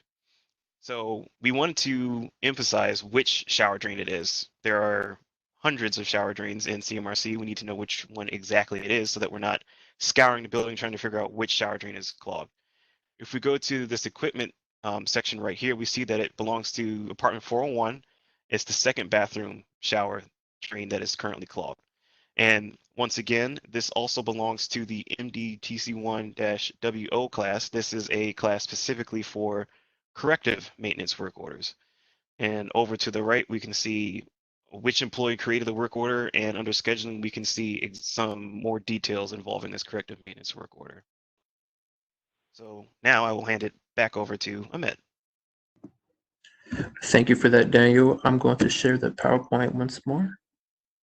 1 second, please. Okay. Our next set of requirements: configure EAM Start Center and leverage Screen Designer. So for configure EAM for configuring the EAM Start Center, we want to set up 3 inboxes, set up 3 KPIs, and set up 1 chart. And for leveraging Screen Designer, we have to create a simple user interface for our demonstration. And as a bonus, we have to create classes for preventative and corrective maintenance work orders, assets, systems, employees, and supervisors. So for the final time, we're going to kick it back over to Daniel so we can show how we've implemented these into our system, and then we'll come back over to the PowerPoint. Go ahead, Daniel. All right, thank you, Ahmed. I'm going to share my screen once more. So here is our Start Center, and for this, I will actually ask Isaiah to go ahead and explain what you see before you. Hello, everybody. So this is our Start Center, and I'm going to start with detailing the inboxes. We decided to have the in N4 you can save which folder you want between maintenance, operations, and management that you want to have displayed as soon as you sign up, as soon as you log in. So we decided to have the maintenance folder up because we felt as though for a worker just signing in, seeing things that they may need to do for that day specifically was most important. So for the inboxes we have for the maintenance folder, we have the number of work orders which are currently open. This means work orders that haven't been fulfilled, they've been started but maybe not completed, and you can see to the right of that we have 8. And right below it, we have the number of work orders past due, which is 7. That shows that, and it's in yellow because that's not too bad, but that's not great either. We'd like that number to be much lower. So if you click on the number of open work orders past due, Daniel. It is connected, and it will take you directly to to all the work orders that are past due. And as you can see, for the due date on the first one, it is March 31st of 2020. So that is very past due. So this allows the worker to see how many things are past due, and then click on it, and it'll take them exactly to where they need to be, so that they can then proceed to solve the issue. And if you go back to the Start Center. If you take the folder and go to operations, I'll have an inbox set up for assets that are not linked to preventive maintenance orders. That means that these assets are not being maintenance regularly because there's not anything set to them to do so. And that is an issue because that will lead to the building health going down and things starting to just degrade, fall apart. And then we'll start getting work orders in for these things when we could have been proactive and just took care of them. So if you click on that one.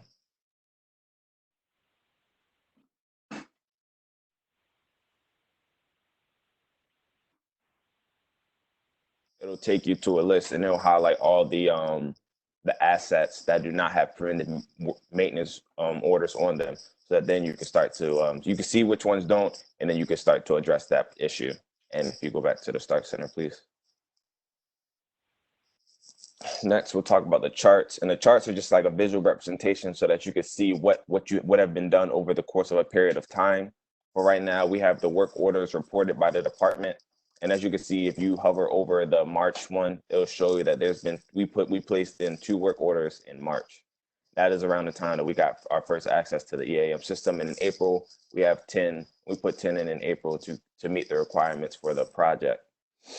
And if you look down at the KPIs, these are our qualitative metrics. And for the first one, it is the percentage of preventive maintenance work orders to the total number of work orders. And this is highlighting kind of the balance between the routine maintenance and the problems between things going wrong.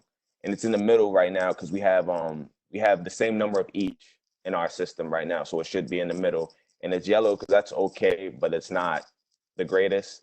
And if the number were to be lower than that, it will soon move into the bar. I mean, the dial will soon turn to closer to 0, and it'll become red. Then now that means that instead of having the majority of preventive maintenance work orders, we're getting ambushed by a lot of work orders from things going wrong, which is not what we want. We want to just be mainly focused on just keeping up the general health and the routine maintenance of the building.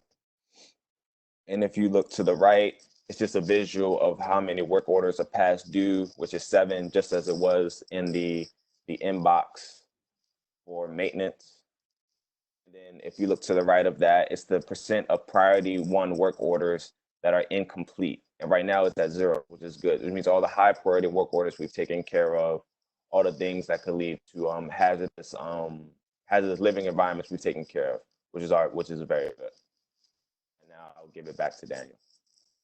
All right. So the next thing that we want to show you all is the screen designer choices that we made. So for that, I will call on Leo. Thank you, Daniel. So one of the requirements that were really a bonus requirement that were outlined by Ahmed were to leverage the screen designer. So essentially the screen designer is this feature within in4 EAM that allows us to alter and modify the appearance and of the fields and the forms itself. So it allows us to enable or disable certain fields and even groups of fields. So there's certain blocks of fields that are that we're allowed to hide sort of from the screen. So it allows us to kind of efficiently put in the fields that we specifically work on, whether it be for the asset screen or system screen, or if it's the preventative maintenance or corrective maintenance work order screen. So basically what we chose to do was um, modify it in a way where we only have the fields that we really need, but also have enough information for it to be effective in its purpose. So our assets, we need as much information as we can, but not too much data within the screen so that it's daunting and it's kind of intimidating to a user. So we did for this assets page, we mainly had the naming convention, the name, what department it belongs to, the organization, as well as a hierarchy system and hierarchy field that helps us identify where the asset or who the assets belong to in terms of a parent asset or a position within the or location within the building, as well as a primary system that it belongs to. We also chose to include with it the class that it belongs to, who it's assigned to in a way, and when it was commissioned, as well as other documentation within with this screen. So we can move into the preventative maintenance work orders screen and look at the screen designer in that sense, and it's the same way. So here you see like a lot of blocked out fields that we chose and decided that weren't really necessary information for a work order. There's only so much information that a worker needs in order to kind of service those needs, whether it's preventative or where it is, what specifically, what asset it is, where it is in the building, as well as who it was reported by, and just a typical naming convention to specifically make sure that we're keeping track of all of these work orders as well as the assets. If you go back to the regular screen of this preventative maintenance work order, Daniel, so you can see like the screen has really cleared up. We really only have certain fields that we need, but there's still enough to to give substance, to the work orders, and the same thing with the assets, so that it's not too cluttered or too crowded in the screen. Yeah. All right. So I believe the next thing now is classes. So for classes, we had a choice to make. So we know that ideally with a class, we want to classify things in a way that it's based on the type of asset it is and not necessarily its location. But we determined that since we were only doing one building, it would be easier to categorize things by floor. So, but we know that in a bigger project, we would probably categorize things like, for example, like if we did all the residential halls on Bowie State's campus, we would probably do furniture, appliances, things of that nature. But for this project, we didn't want to have multiple classes that maybe had 2 or 3 items in each class. So we figured that it'd be easier to streamline things to be based on floor. So for example, for this asset, we do have it under the first floor class. And we also see over in the hierarchy, its primary system is apartment 101B. So this is a drawer that belongs to room B in apartment 101. And this follows for everything. So if I go back to, let me see, if I just search for something on the 4th floor, this follows suit for everything from floors 1 through 5.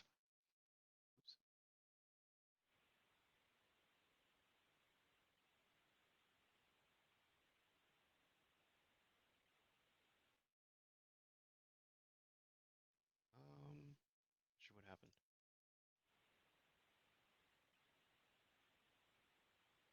Well, I can show you here. So like apartment 501C, this is a system that belongs to the 5th floor class.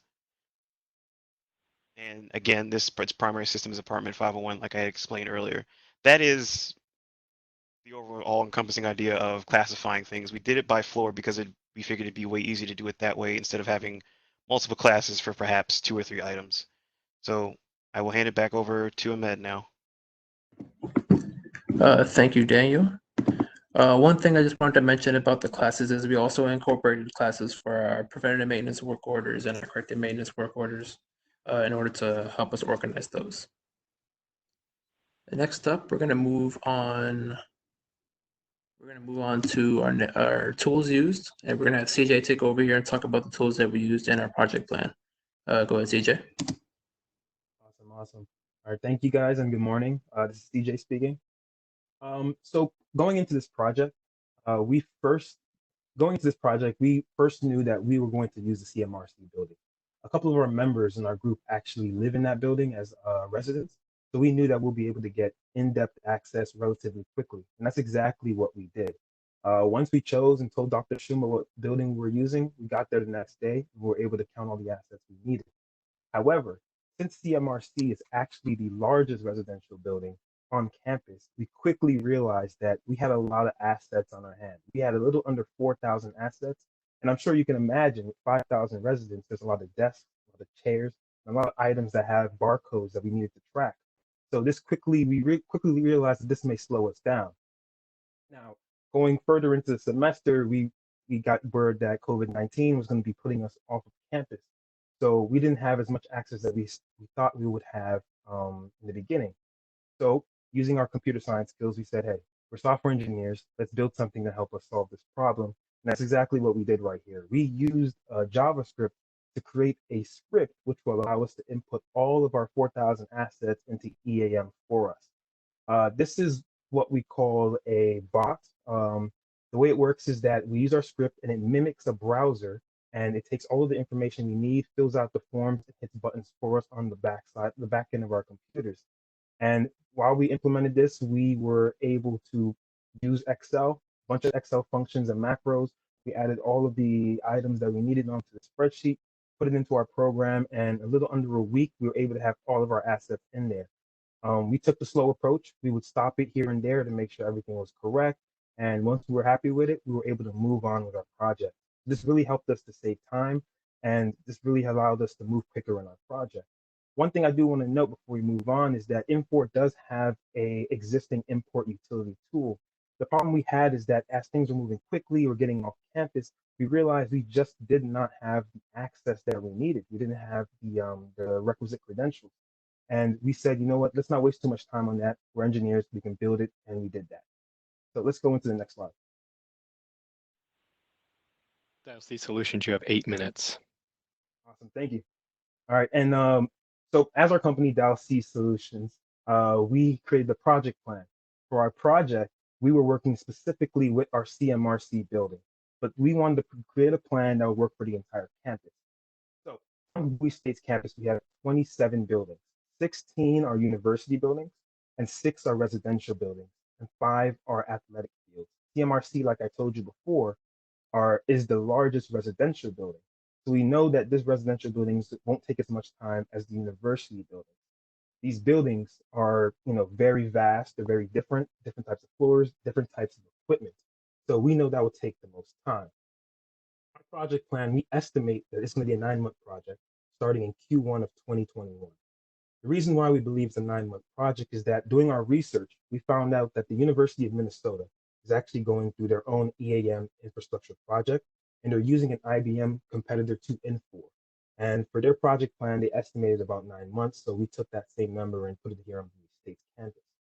The reason why we say Q1 of 2021 is due to the fact of the COVID crisis. We predict that we won't be able to have as much access that we need to go through all the buildings until at least January, when everything is cleared up and people are a little more comfortable. So we think a 9-month project starting in January would be perfect. Going into the graphic you see on the screen here is kind of like a waterfall of how we plan on tackling this. Starting in January, the first month of the year, we're going to start with the design session. This design session is really going to just be about the architecture. What assets do we need? Talking to the right people to build this the right way. A couple months in, we're going to get started on the infrastructure setup. The first thing we're going to attack first is the university buildings. Like I said, they may take the most time, so we give them an isolated 3 months. Afterwards, we're going to go to the residential buildings. Like we said, we've already done the CMRC building, so we know what type of layout we're looking for and what we need. So we predict that'll take a little under 2 months. We gave it some time there. Afterwards is that athletic fields. The athletic fields are mostly just glass fields like the football fields, but they also do have their own equipment, dumbbells, and training things that we need to track.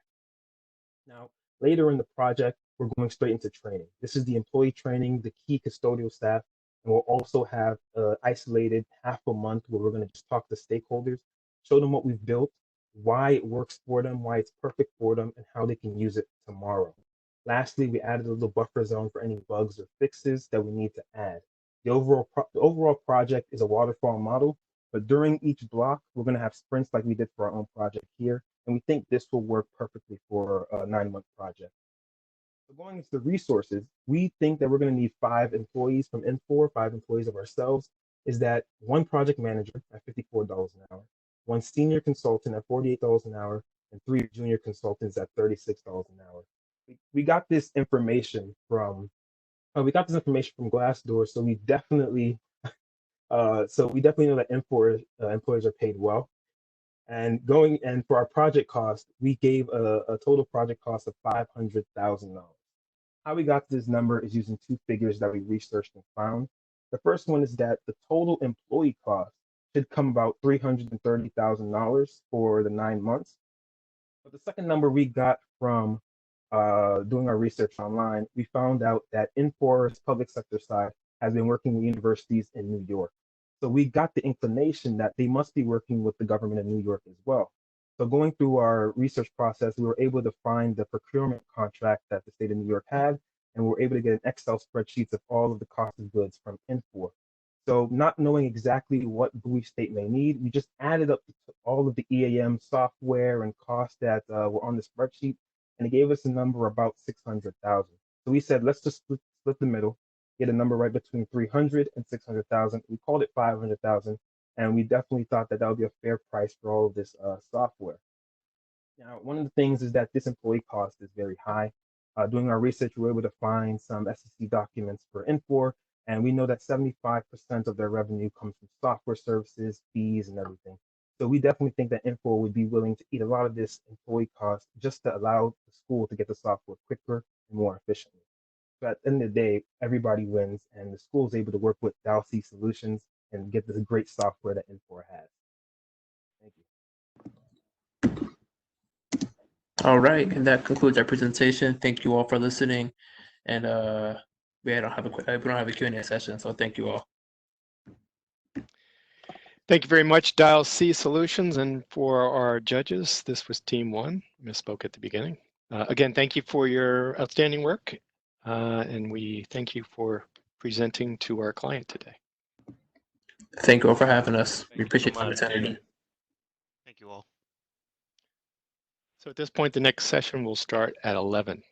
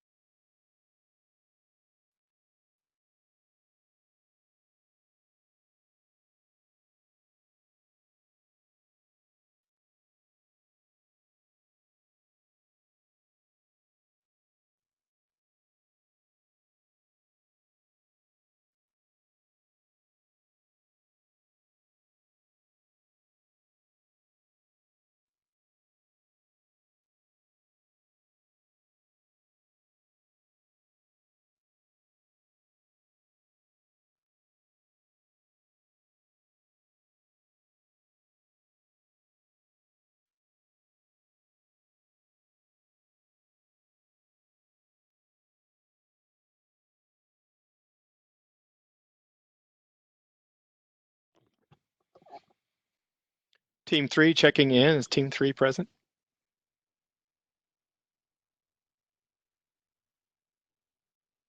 We should be logging on now. Can you hear me?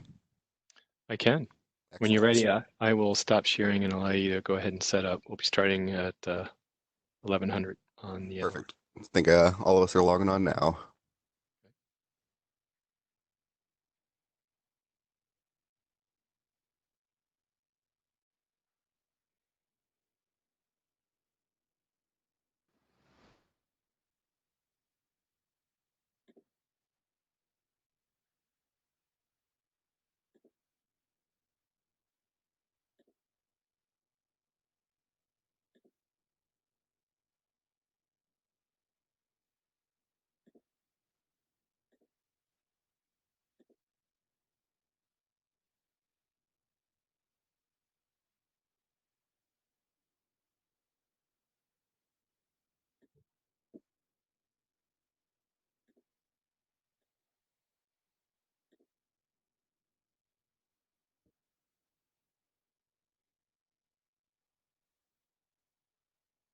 Team 3 will be on the clock at 11. Just let me know when you want me to stop sharing so you can load your presentation. Also, anybody on the phone just joining us, please go on mute if you're an observer. And as far as Team 3, it's recommended that you have your team go on mute when they're not speaking as well, just to keep the background noise to a minimum. Thank you.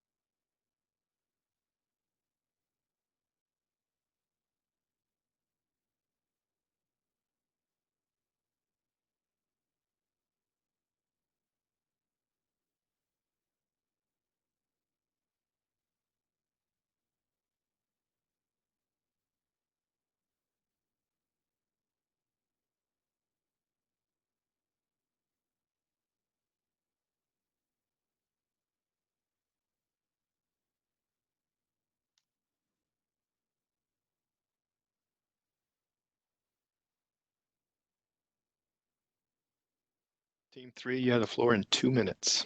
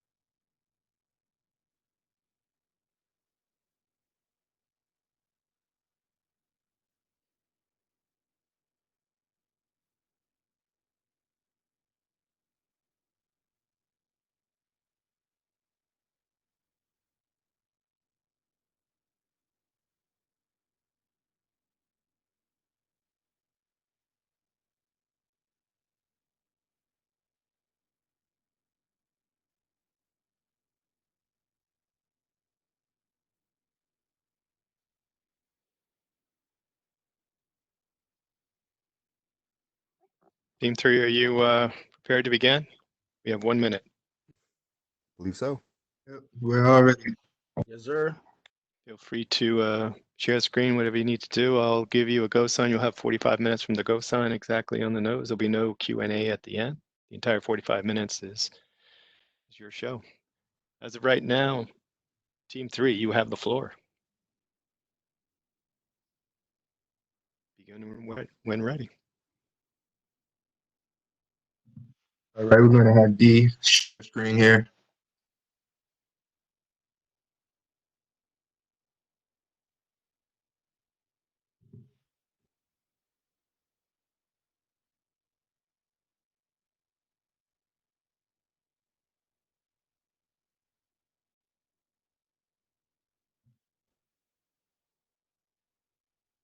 Hello, everybody. Thanks for attending our showcase today. Team 3, we're called Minerva Info Systems. D is navigating to the first slide. We're going to go over our PowerPoint here. We're going to talk about our accomplishments over the past month and a half. Show you guys what we were able to do. If you want to go ahead and navigate to the second slide.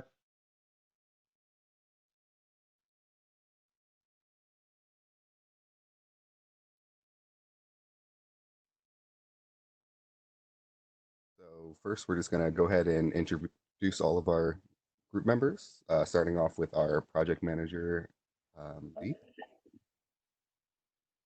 Okay, I'm figuring out how this works. I'm DeAndre Berry. I am the project manager, and I'm a computer science major. I'm a senior. I graduated in May. I worked on software engineering projects, worked with a lot of teams, and I'm excited to show you guys what we made.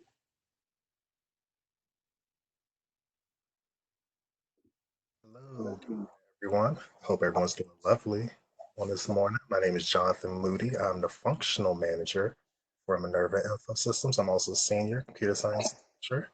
Yeah, I'll be graduating in about 3 weeks.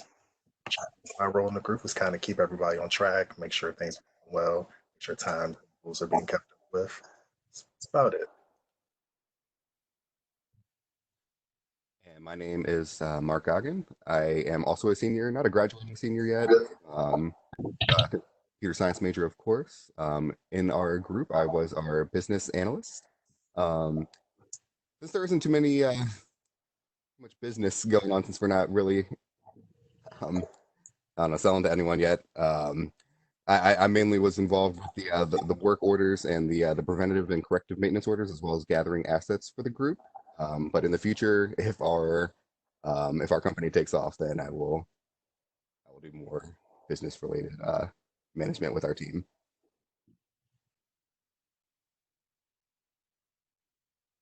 All right, thank you, Mark.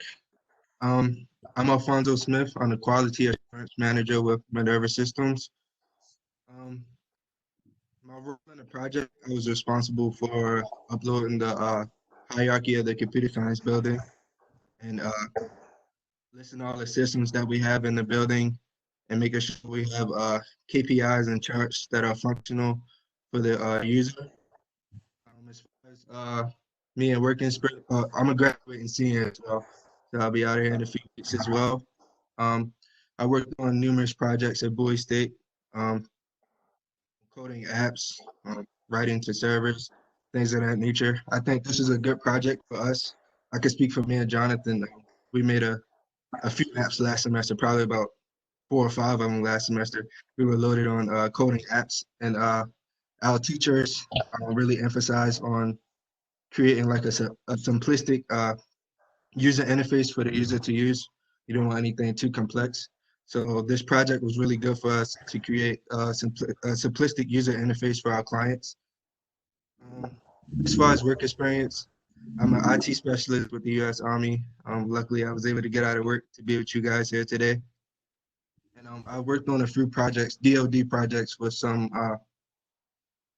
contractors for the U.S. government as a software engineer.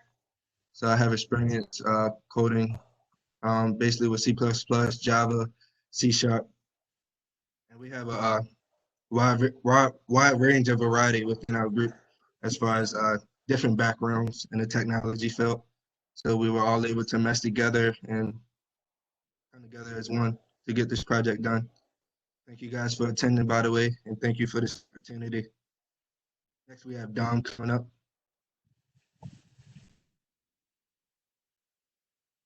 Hello, guys. Can you hear me?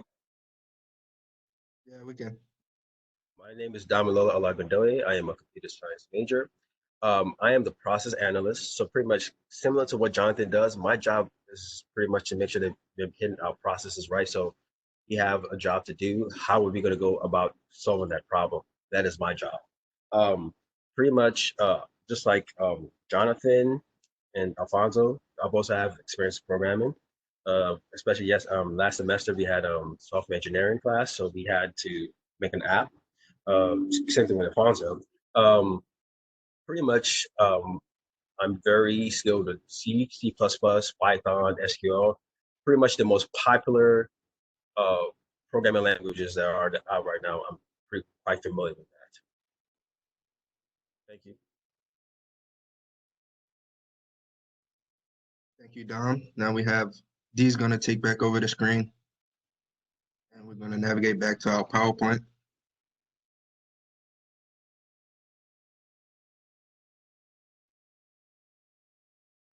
All right, ladies and gentlemen. So basically, it's just an overview of what we'll be talking about today. So we're going to give you some background, basically how this project all came together. Then we're going to go into a problem statement, describe the project that we got from N4. We're going to go into our personal process, how we delegated tasks, how we went to everyone, make sure they stayed on task, communication, that kind of thing. Then we're going to show you the system, what we did. We're going to give some short demonstrations on other things, show you how to actually put things in the system, what they're for. Then we're going to give you some concluding thoughts.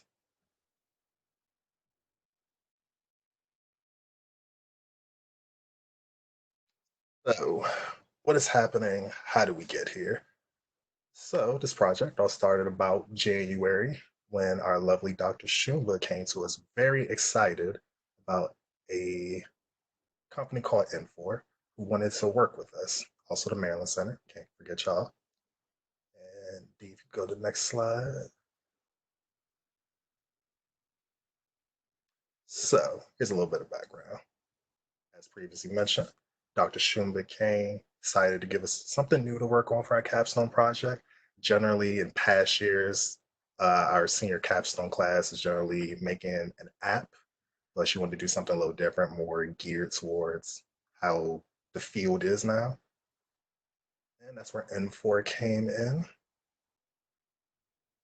And it started all about, I want to say February, when Mark came to us detailing the opportunity he had for us. And he wanted to show us that, well, we run back. Basically, he wanted to see the potential that we had. So that's essentially what this whole project is for. So, success-wise. Yeah, we all came together. We didn't really know much about each other. Like I said, we had to find out different things that we were good at in the tech field, and we were all able to mesh together. But I wanted to go over our memorandum of operation, starting with our goals and objectives. Basically, we have a vision to serve our clients by creating an innovative technology system that would be impactful enough to maximize the business dreams of N4. And basically, we wanted to start with the training environment, the EAM Smart Campus training. It was very helpful for us. When I was going through the training personally, I referenced video 11.4 of the EAM training, and I made sure I relayed that to my group members to check this video out. It's very helpful. Shows you how to navigate through the ins and outs of the system, upload assets, shows you how to do everything. So we did training for a good 4 weeks until we had the problem brief, the problem set brief. We were able to learn more about the project, meet Mark from N4, learn what exactly we were going to be doing. And once we found out more information about the project, we came up with our building, the computer science building, of course. We started like as soon as the brief was over. Jonathan was like, "Hey, I got an idea. We should go over to the facilities building. We should talk to them first, try to figure out do they have any useful information that would be able to help us implement our computer science building into the EAM environment." So we did just that. We were able to go over to them, and they presented us with like a diagram schematic of the computer science building, and we figured that to be very useful. And we used that to be able to walk through the computer science building and tally off everything. Hey, we have all of these classrooms. Don't forget this hallway. We were able to identify all of the systems and the most important assets that we need to implement into the EAM system. So the facilities manager there was very helpful in the process, made us feel a lot more comfortable after those first few days. And since we already were training the EAM environment, especially with video 11.4, we were already a little more comfortable with each other to be able to come together to upload this system into EAM. That was basically like a outline of our plan of work, how to attack the problem together as a team. And next, we're going to talk about the smart campus prototypes. Basically, all of the requirements required for the system. We're going to go over that next.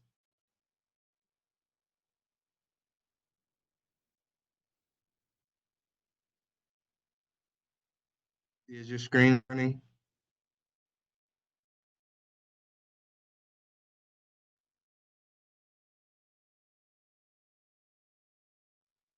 Is it still working? There we go.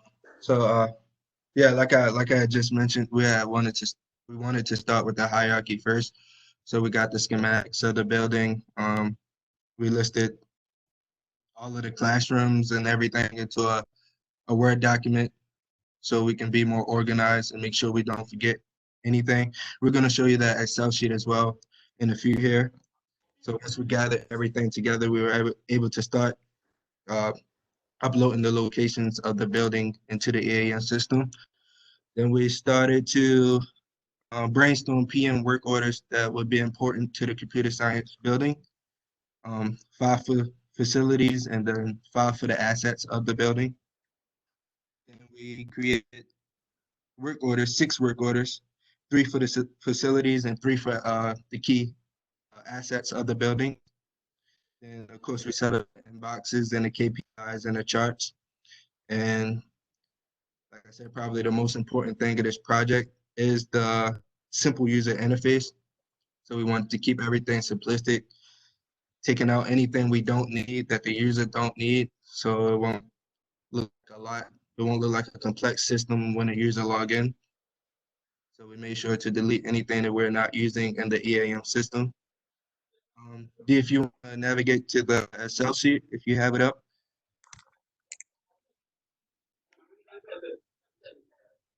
So while D pulls that up, before the campus shut down, we were able to walk through the building. Deandra and I, we were able to collect assets from the second and third floor. Fortunately, the campus did shut down, so we kind of had to make estimates for the first floor. But as you see here on the spreadsheet, we did take detailed and pretty much everything we found and exactly where we found it on the floor. As you can see, we have all the classrooms labeled out there, bathrooms, hallways, and we took assets like sinks, lights, computers, monitors, basically, I don't know, everything we could find. Like Alfonso was saying, we did meet with facilities. We were able to get the blueprints of the buildings, which made this task a lot easier for us. I don't know, Dee, do you want to talk about anything else that day that we were collecting assets? Yeah, but that Excel sheet was really useful. Once we got everything into the Excel sheet, we just used that as a reference to go down the list and make sure we list everything into the EAM system. So that was Dee's idea to put everything into the Excel sheet. So she got the Excel sheet together and we were good from there. This is the outline schematic that we were able to get from facilities. Anybody want to touch on this one? So if you saw the Excel sheet, you can see that there's about 3 hallways. There's the entrance hallway, the classroom hallway, and the office hallway where the teachers' offices are. So I wanted to make a true hierarchy. So I separated each floor into certain hallways so that if a technician needs to find something specific, they'll be able to identify it based on the location.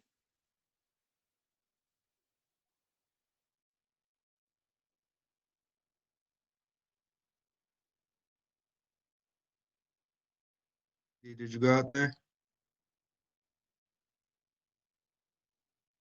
Unfortunately, our project manager does not have the best of Wi-Fi, so we cannot hear her too well.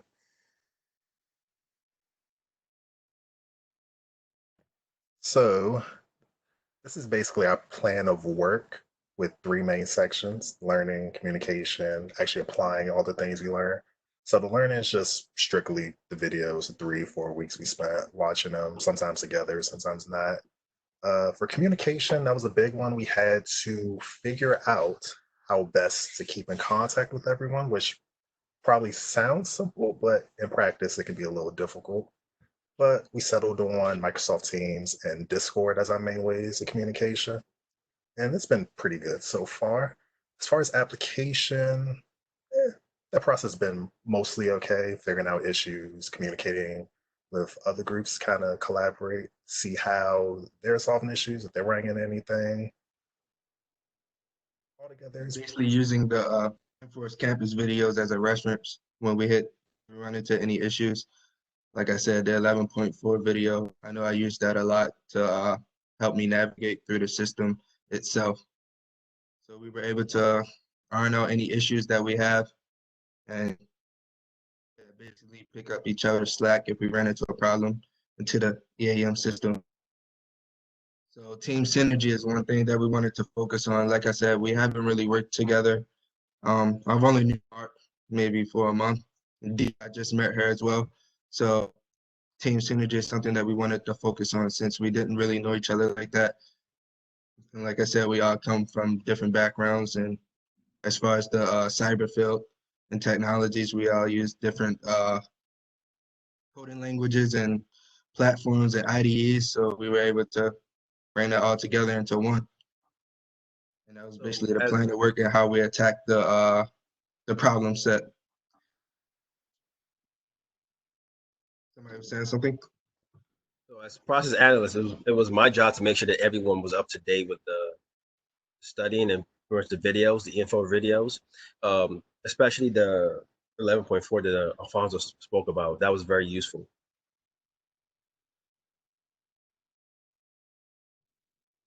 I believe next we're going to go over the demo of the EAM system once D gets that up.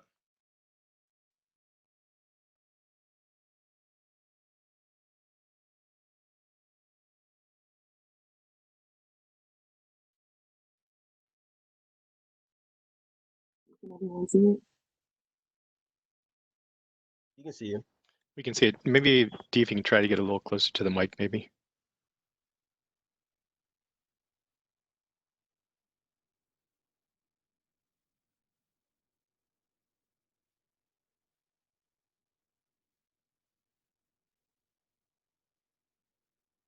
So this is the first thing that we were able to accomplish under the location section. Like I said, we used that Excel sheet that we just previously showed you guys.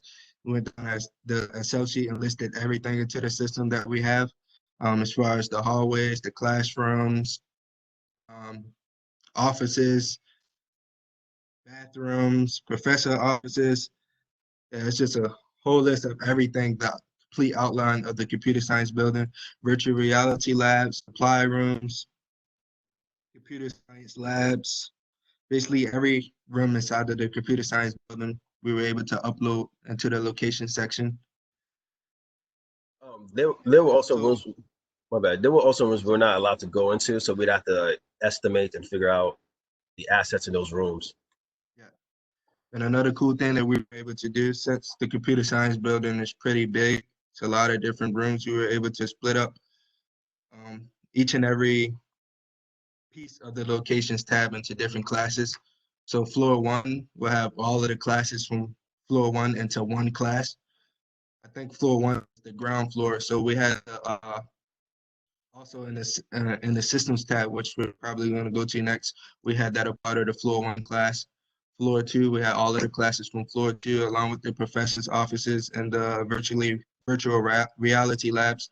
So we were able to, I guess, create a hierarchy of everything, put it into different classes, so it could be more organized for the user to see. This is our systems tab here. We have 5 major systems of the computer science building. The electrical system, for computers to plug in and everything, HVAC, infrastructure, the lighting systems, and the plumbing.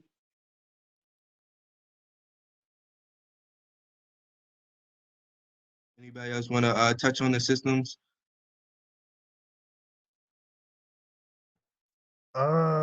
There's not much to say about them. Just they cover all the major aspects of the building, different crews, employees, specialties, things like that. Can you go back to the systems really quick?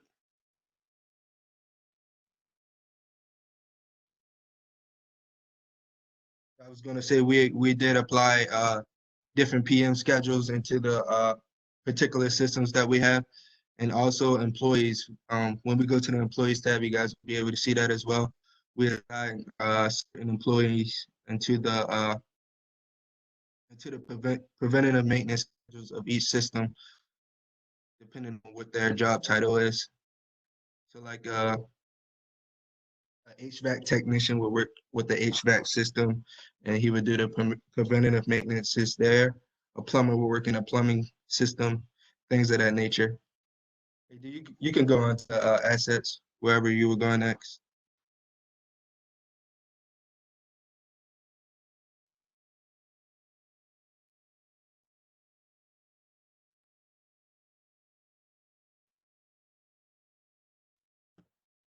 All right, now for assets, we basically try to cover anything big, anything people use a lot. So uh, tables, computers, projectors, transformers, toilets, sinks, HVAC piping around the building. If I can interject just a moment, when we were met with the gentleman from facilities when he came into class, he was saying that everything pretty much has a barcode on it, asset wise, with the monitors, the computer systems themselves, and he actually goes around and scans them on a regular basis. But we basically took recorded information of all the assets that actually had serial numbers on them. And I think the main thing to stress about the EAM system for those of you who I'm sure aren't too familiar with it, uh, this is mainly a way to make the whole process of building management way, way, way easier. So, like Mark said earlier, where the facilities manager came to us and we spoke to him, asked him a lot of questions. He was saying a large part of his day is going out, checking things, scanning barcodes, basically doing a lot of things that this system could do itself. He said he leaves his desk at 9 a.m. He doesn't return till like 4:30. And so a large part of what he does could be replaced by this. I think that's a thing we should emphasize.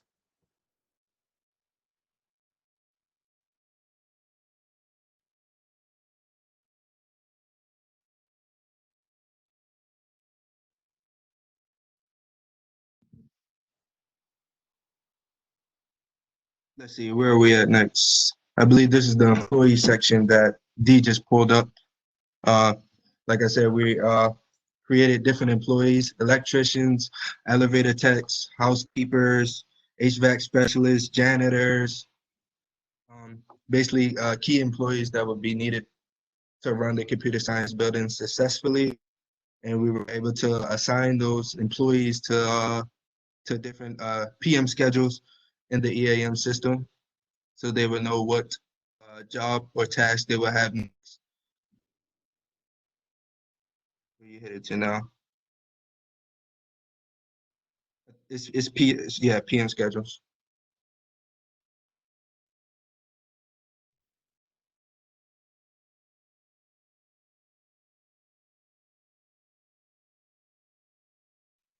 And here are the different PM schedules that we have.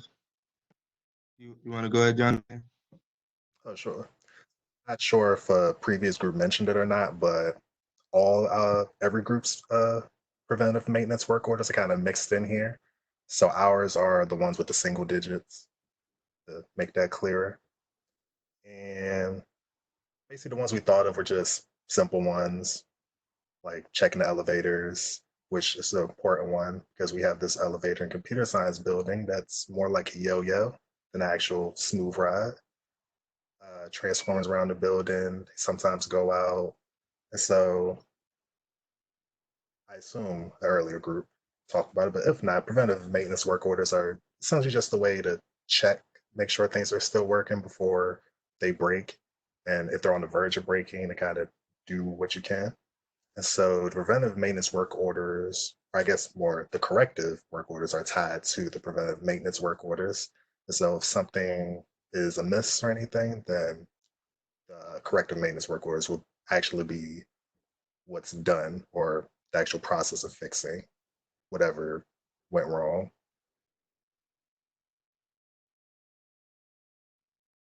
Yeah, like for example, here you have things like replace piping, changing out the light bulbs, projectors, which break all the time for some reason. And we couldn't put in any of our work orders until we had all the locations and all the equipment and assets all all established. But once we had all that, then we did get our corrective and preventative maintenance work orders in, as you see here. Just basic basic things. Some within the facility, some outside the facility, such as just mowing the grass. Um, and then corresponding to the preventative maintenance orders, we do have a couple of corrective maintenance orders as well, as Jonathan was saying. And for the preventative maintenances and the work orders, under the closing tab, it's a section where the employees can mark off whether they completed the task or not. I believe it's under the work under the is this the work order tab or the PM section? I think it's just Yeah, the they will general. be able to, under status, you can change it to completed. They can mark whether they completed the project or not, and that will actually go back to one of our KPIs, and we can see the total number of work orders that have been completed in the system. Just a way to manage, just a way for the administrators to manage the progress going on around the computer science building, making sure everything is getting done on time in a timely manner. So the KPI is able to track how many work orders have been completed as well. Just wanted to say that we're going to go over that later. What's next? Not there.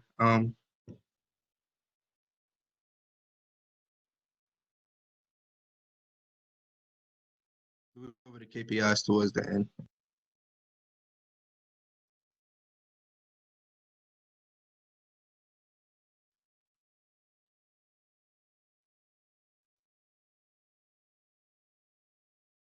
So my phone is blowing really hard and mic does not work. Mm-hmm.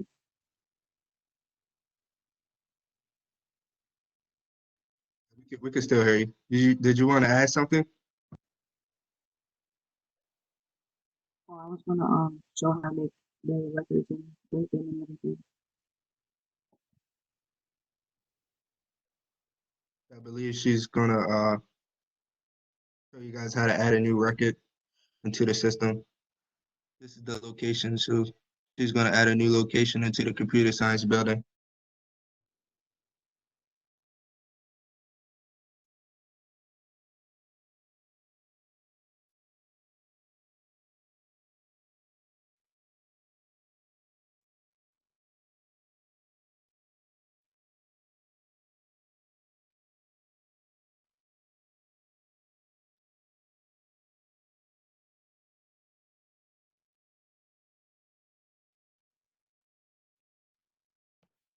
And so I guess an important thing to mention in regards to making new locations, or I guess making anything in the EAM, is that everything needs to have a unique ID and a description that goes with it.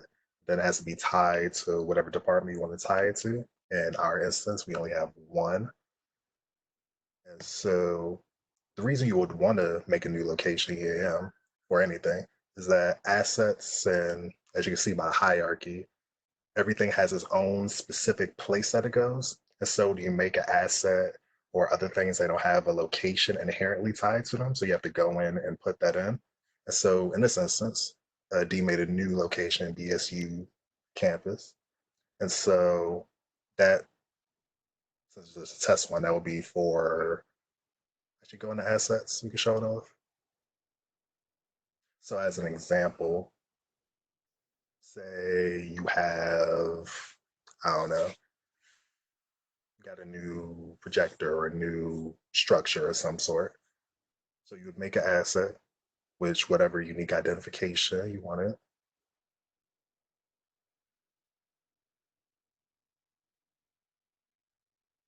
And on the right side here, where you see hierarchy, if it's part of something, you can add its parent asset.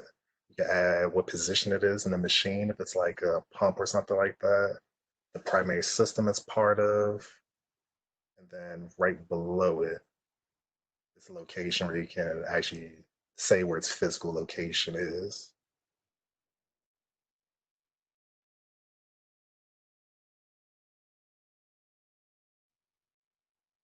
So now she's looking up the location to actually tie it to this asset.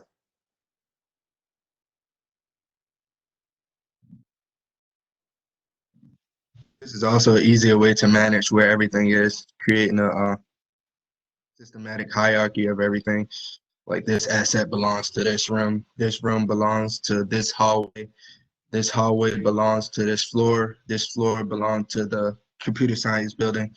So it was just an easy way to see where everything is located, an easy way to manage all of the locations inside of the building along with their assets.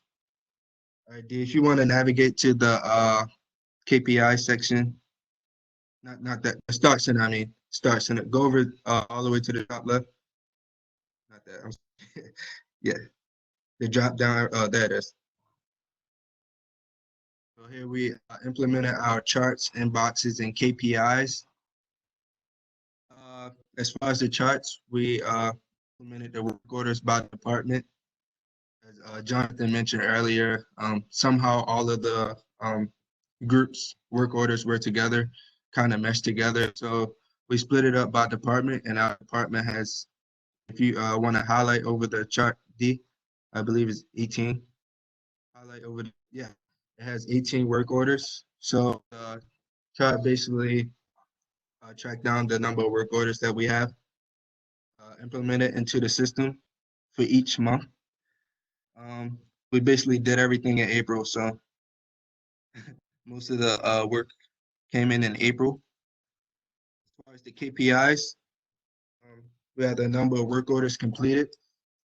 We have the total cost for all of the PMs in the system and the total cost of all of the work orders in the system.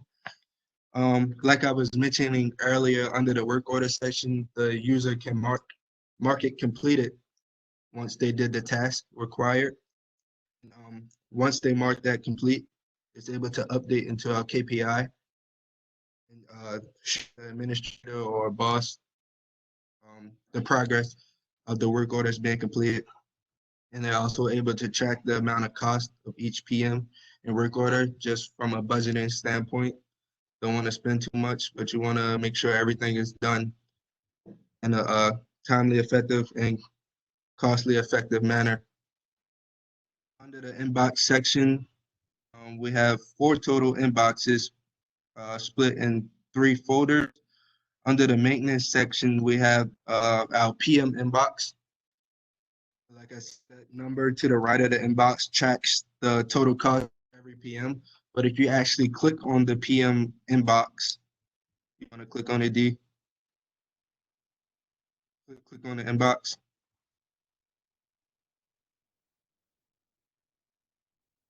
Click on it, it'll navigate back to our PM section.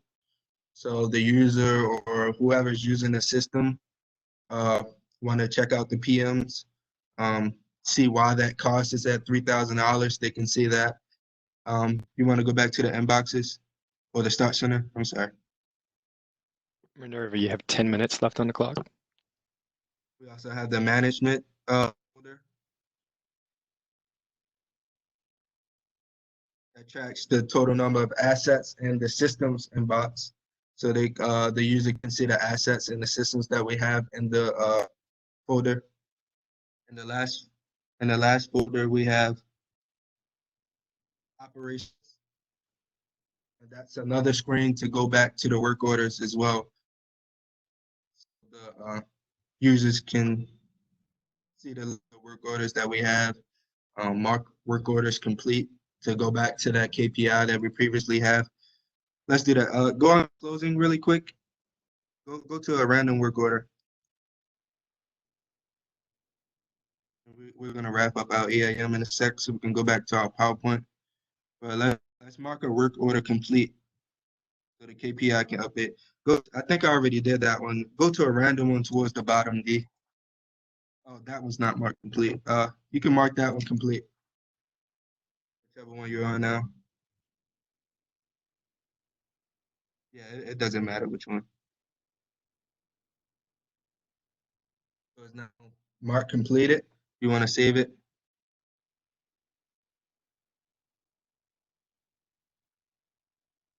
And then navigate back to the Start Center. And that KPI will update to show that it is completed. So the users can have a sense of the progress of the amount of work being done around the computer science building. So I think that's it for our EAM presentation. Actually, Anything else you guys want to add? Yeah, we got one more thing. So for part 5, I want to say it is of the project, we had to use the screen designer. And D, you can just go to assets.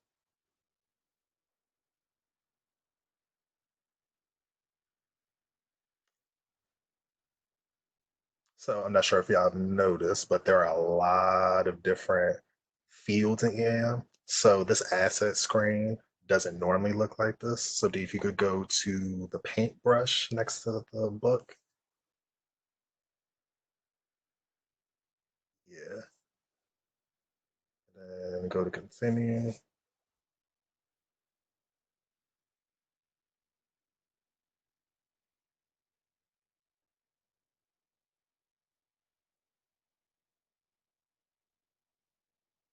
Take them a little bit. But basically what the screen designer is, so all these fields that are grayed out are fields that are hidden from the user, and all the ones that aren't grayed out are the ones you can see. And so what this is for is basically if there are fields that you know you won't be using, you have no use for, you can just hide it, don't have to worry about it. So if you could just right click any one of these fields, it don't matter.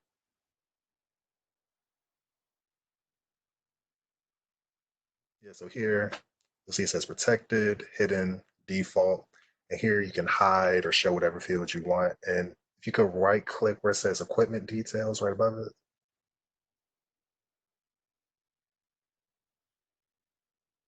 Yeah, right here, if you want, you could just hide entire blocks. You don't have to do it one by one.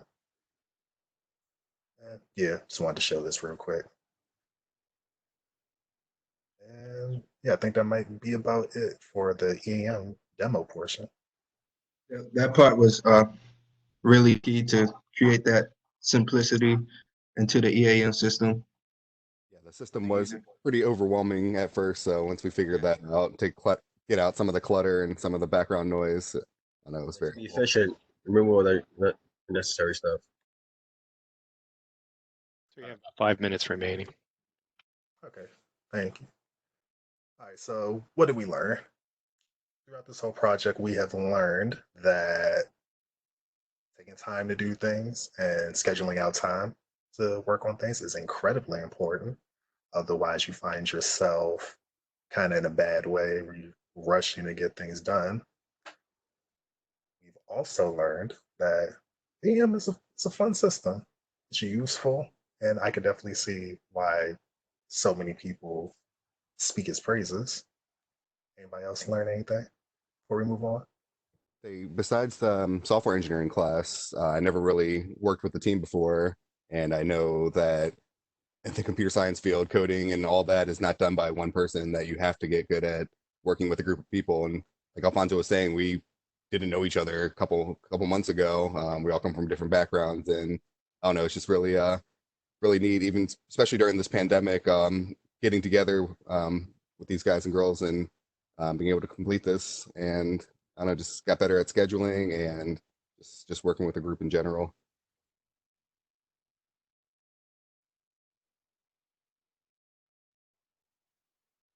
Nobody has anything else. D could go to the next slide. All right. What if we had to implement EEM for the entire campus? So we only have 4 minutes, so we're going to just rush through this real quick. So essentially what we do is just a larger scale of what we did already for the computer science building. Want to go to the next slide, D? Yeah, just in our hierarchy list, the computer science building will not be at the top, it'll be at the middle. Yeah. So these are just rough, kind of brief statements about what we would do.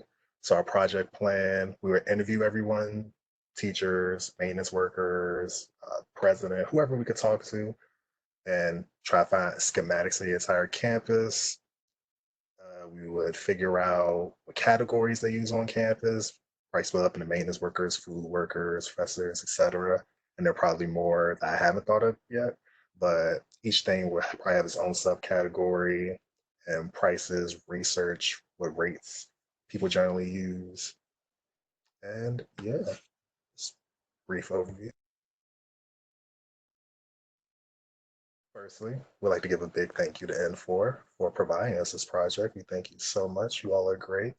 Yeah, as graduating seniors, this is really huge for us to actually work with a real client with a real problem set. We were able to come up with a real solution. Pretty sure we all gained a lot of experience that we will be able to take into the workforce with us. So we appreciate N4 for the opportunity.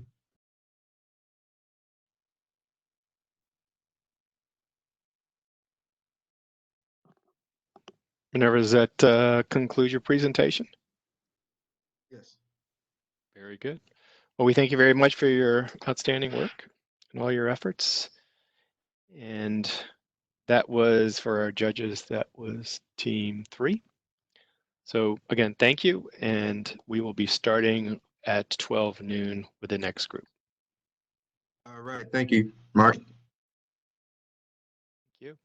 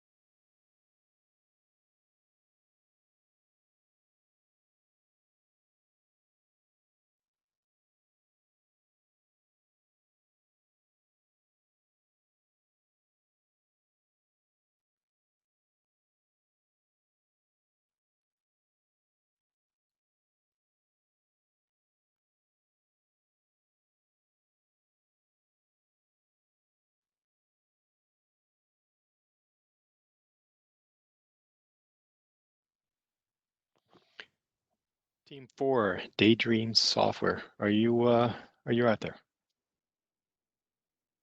Hear me? Is this Daydream Software? Yep. Welcome. So you'll be on the clock at 12 noon. Yep. You'll have 45 minutes. There'll be no Q&A. We'll start right on the hour. When you're ready, I will stop sharing screen and let you take over the screen. Any point that you're ready. We're just preparing our materials right now. Okay. You let me know when. All right. Thank you. Very good. Thanks.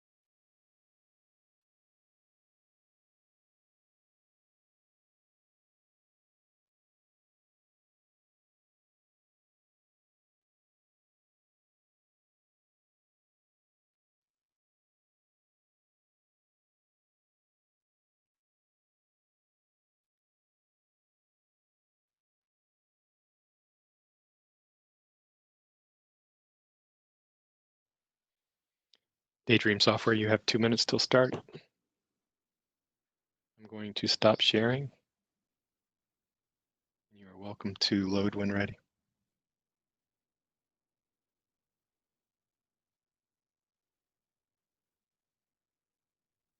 For anyone who's joined us new as an observer, if you can please make sure you're on mute. Also for Team 4, please note it's probably better if folks go on and off mute just to keep the background noise down.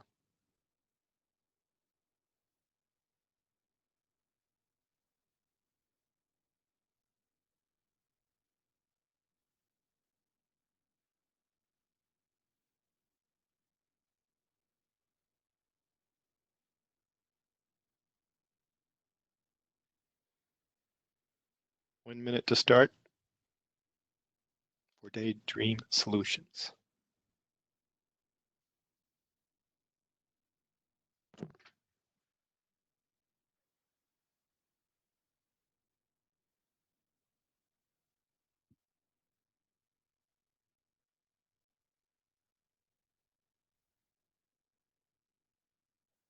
Our presenter is just logging in right now, so he'll be sharing his screen soon.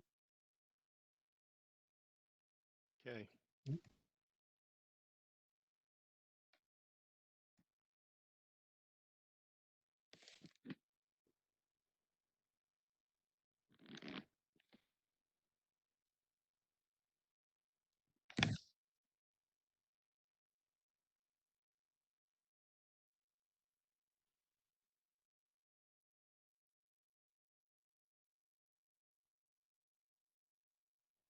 Lambo, just share your screen whenever you're ready, please.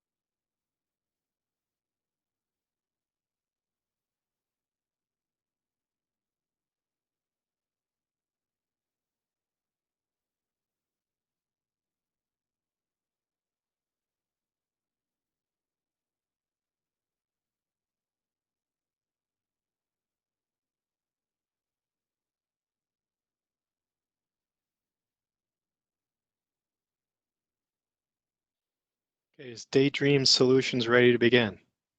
Yes, we're ready to begin. All right, you'll have 45 minutes from this point, so you'll be concluding at 46 minutes after the hour. All right, thank you. Go back. Hey, all right. Good afternoon, everybody. This is Daydream Softwares, and we're going to be presenting our smart campus, and we are MDTC4, just as a reminder. So who is Daydream Software? We're a software company firm, and our vision is to strive to transform dreams into realities through technology and innovation.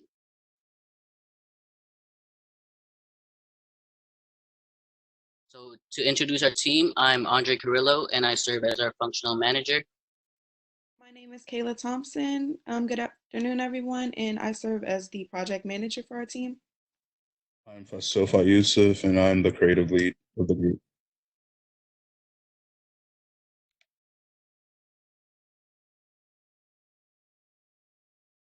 Hello, my mic test. This is Ross. I'm the test engineer for the group.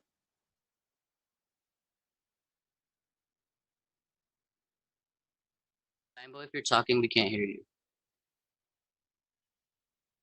Hello.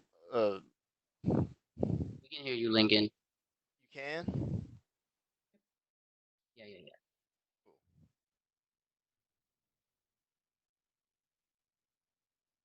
Lambo, are you good?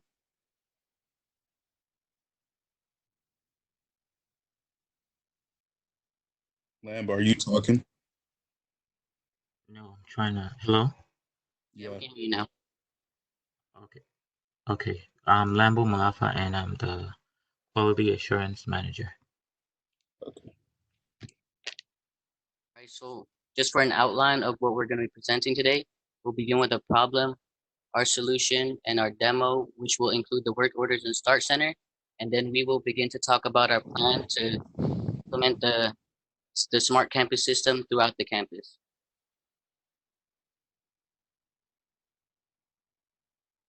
Okay, so before we get into our solution and how we implemented using the enterprise assets management system, we first want to talk about our problem and the purpose for our project. So after an interview with Bowie State's asset manager, we learned that prior to our asset management implementation, all of the assets for the campus were only stored on an Microsoft Excel spreadsheet, which as everyone knows, can get messy and it can get hard to differentiate when you're talking about which department, which building, which asset you're talking about. So as you can see in the image to the right, and also there was no um, system to store all of the work orders. So there would only, if you needed a corrective maintenance order, you would have to submit a request order through there, but there was no preventative work orders or corrective maintenance work orders scheduled in one system.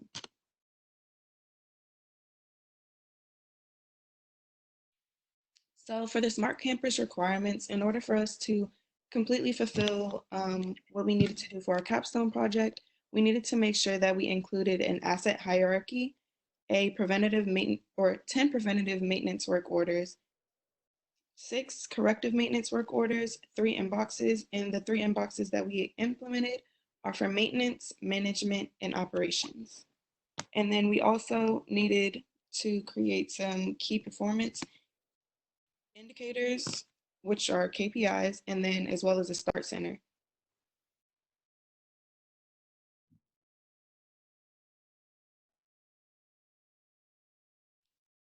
So I'll be presenting our solution.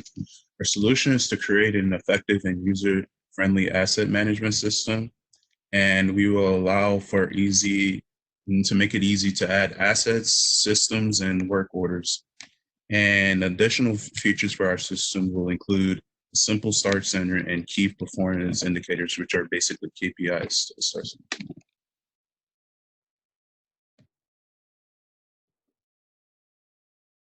And what we did to prepare our demo environment, we went to the Center of Business and Graduate Studies. We identified on each major part of the building, including the building levels, classrooms, offices, bathrooms, etc. And we created a master list of all the assets within the building, which are basically the monitors, the chairs, the desk, everything that is in there.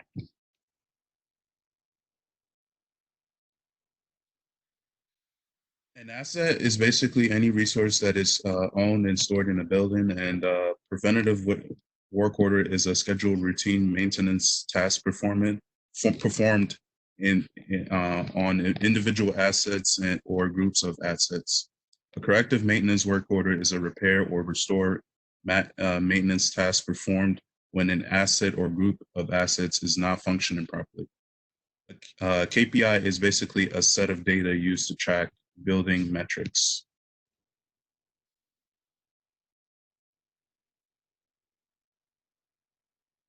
So to give a better understanding of our system and our solution, we chose to do the Center for Business and Graduate Studies. This screen shows a few of its information, its square footage, and number of floors. And we also have a picture if you aren't familiar with the building. We also included the floor plan on the screen to show a high-level diagram of the building.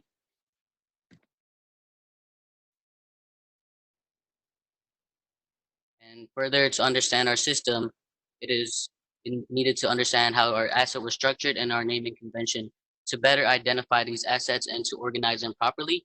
So for the asset structure, on this class diagram, as you can see, the asset has a few attributes: asset name, asset ID, department, commission date, and location. So for the asset ID, we structured it in a way that we can organize them better. So DS is for our company. That's the first 2 letters. The next letters coincide with the location. The next is the asset type. So we have a list of all the assets that have a letter associated to them. The next digit would be the floor. This next 2 digits would be the room number. And the last 2 digits would identify the asset with its asset number. So to understand the asset hierarchy, also I have shown a diagram. So the parent location is the Center for Business and Graduate Studies. And the next step of the children would be the floors, which includes the roof. And each of the floors have many rooms and hallways. And then finally, the assets are associated with these room, hallways, and locations. We can now move on to our demo. We'll begin with our assets.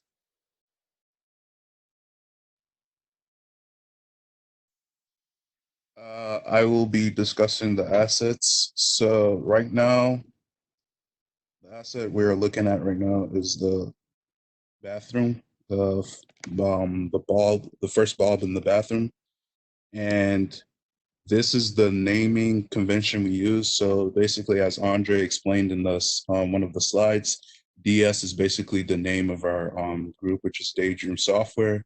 BR is the name of is basically the abbreviation of the bathroom. A is basically the item that's in the bathroom, which is the bulb, the light bulb.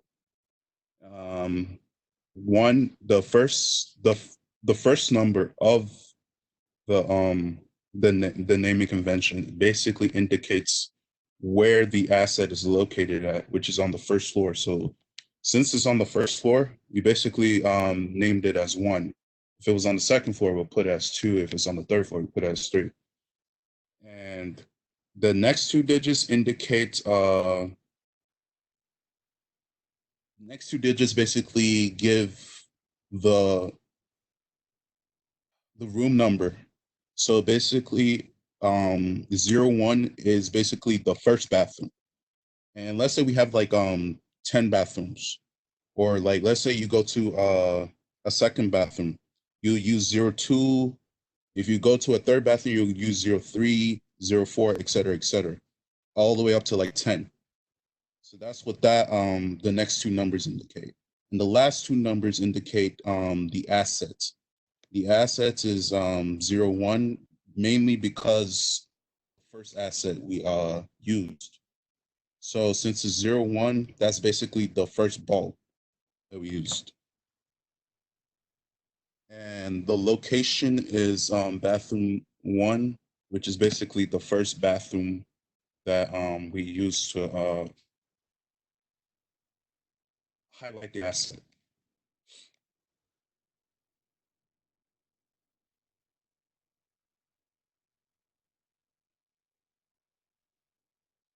And these are our security systems. And basically this is DS is basically our team name. Like I said before, HVAC is our heating, ventilation, and air conditioning.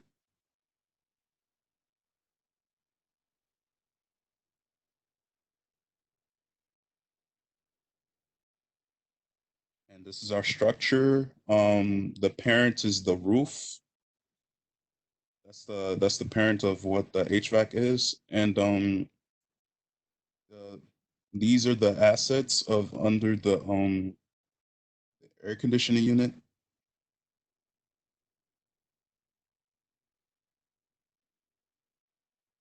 And the parent of this one is the control room. And these are the assets under the DS security.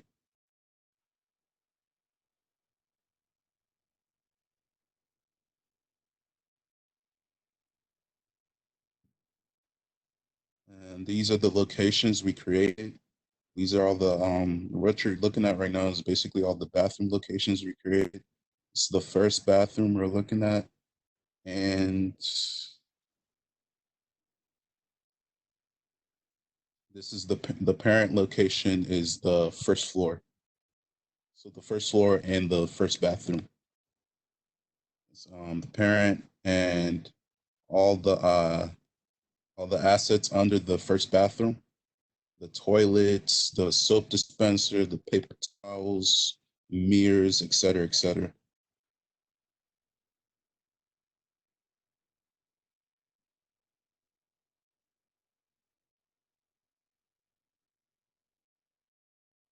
And this is the center of the business, and this is the parent location of the first floor and the assets of the first floor. These are the assets for the first floor: the office, the conference room, classrooms, and and all the stuff that are in the classroom. So like the computers, and these are all the computers, the chairs, desk, projectors, etc. tables.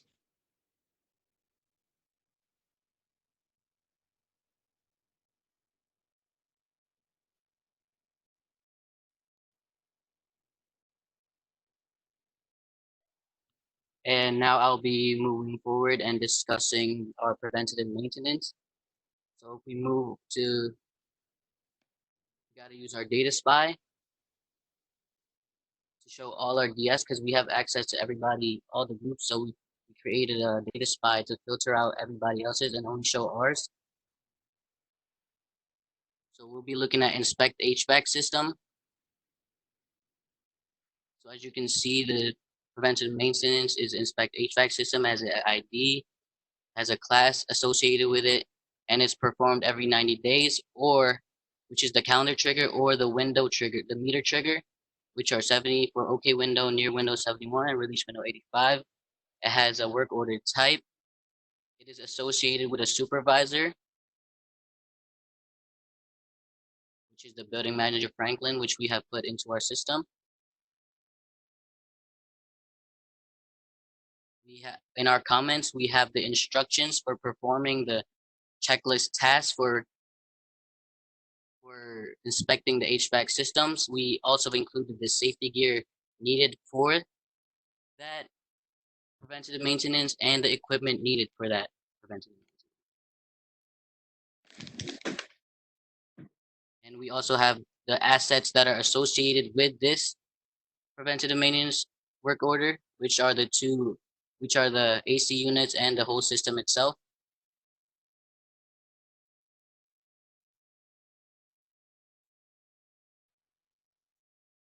And Lincoln will move forward and talk about the corrective maintenance orders. Hello, this is Lincoln. So, yes, we have a list of corrective maintenance orders that we've created for various tasks to complete throughout the building. So the one we're going to be looking at today, for example, will be filling the AC refrigerant on the HVAC unit on the roof. So as it's displayed, we have the location, which is the roof, type, which is repairable, the class, which is the heating, HVAC. We have who it was reported by. We've created our own set of people to report it. So in this case, the janitor Michael was the first to stumble across this error. We have the date where it's reported. We have the supervisor, which we created for our particular system. We have who it's assigned to. So in this case, it was the HVAC technician, Derek, who would receive this order and be tasked to complete and fix this unit. And then we have the start date, everything. So, comments we have comments on how to complete and carry out the task.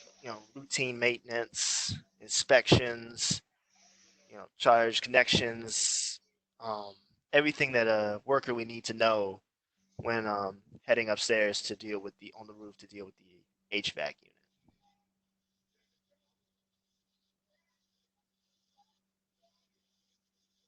So then we have the hierarchy of book. We have book labor and associated and with this in this case, which would be Derek. We have the qualifications that they are required to have to carry out this work order.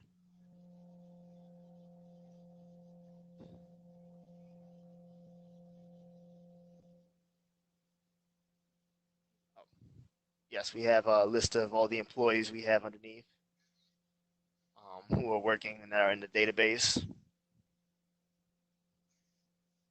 as you can see, technician and the employee tab also has the qualifications that are required to work that order.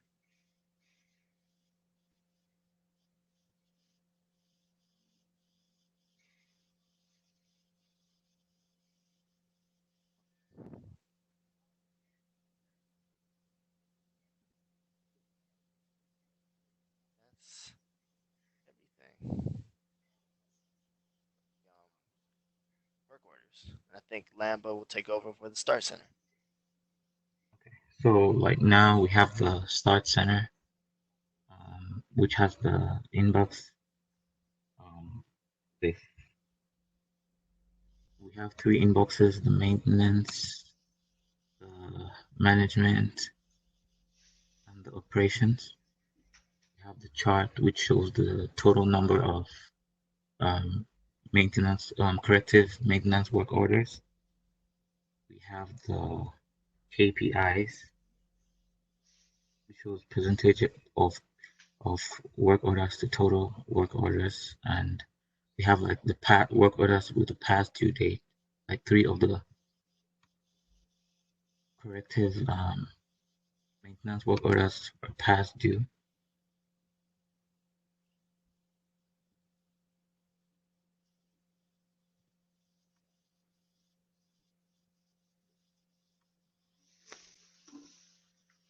Yeah, so these 3 are past due. You can see from the schedule date, April 10th. It hasn't been completed yet. This one, March 13th, hasn't been completed. The replacing bulbs, April 21st, still hasn't been completed. So those ones are past due. And then in setting up the inbox, I had to go through the list of queries and go through to find out the perfect queries that were needed for the items in the inbox. Also, same for the KPIs. I had to look for the, like, basically run through all these queries to find out which queries I needed. Yeah, same thing for the graph too. So for setting up the inbox setup, I had to create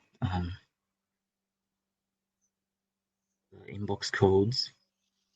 And from the queries, I had to select the correct SQL statements that were needed for the hyperlink. I had to select the particular screen that was for jobs and select the data spy for like all the work orders.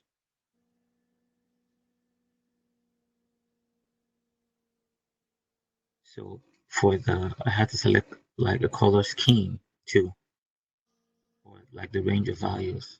So from 0 to 4, if there were 4 or less preventative maintenance work orders, the color scheme will be red. If it was from 5 to 7, it'll be yellow. If it was for 8 and above, I just chose a high value of over 100,000. Hopefully they don't pile up to over 100,000. Selected as blue. And we had the user, which was myself. So that was for how I created the inbox. This is how to create inbox codes for the work orders. Also, creating inbox codes for the KPIs. I go to KPI setup. And then based on from the list of queries, I select the required query or SQL statement needed based on the task.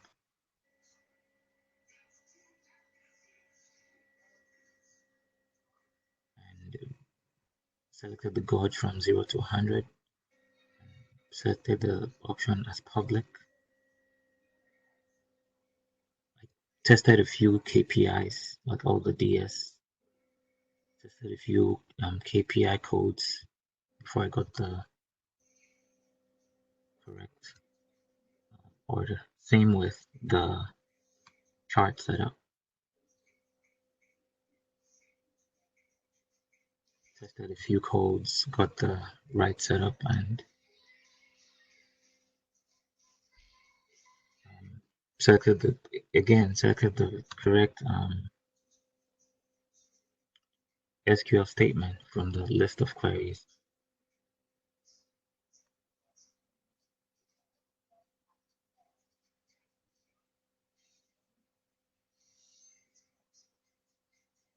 Summary for the Start Center, we have 3 inboxes. The maintenance shows the number of released corrective maintenance work orders. And again, the corrective maintenance work orders are stem from the PM work orders. So after conducting a PM work order, the HVAC technician realized the AC refrigerant needed to be refilled. So a work order was generated for that. Cleaning classrooms, the table was a broken table was noticed, needed to be replaced. Same with the chair, the computer, same thing. And was reported by the IT specialist during a routine maintenance. So it was replaced, assigned, and even though it's not yet completed.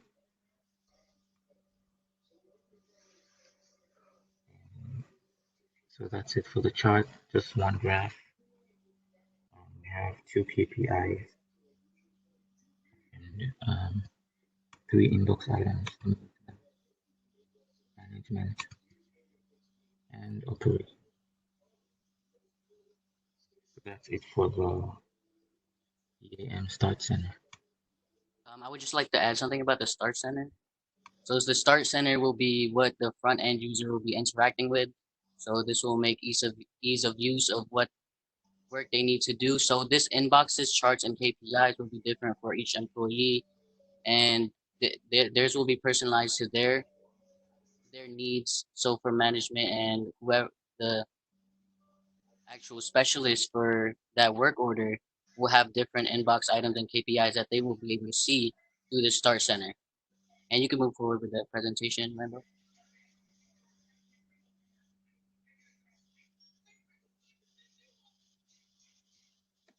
You need to unmute Still muted. yourself. Unmute yourself. So now I'm going to start talking about the campus-wide implementation.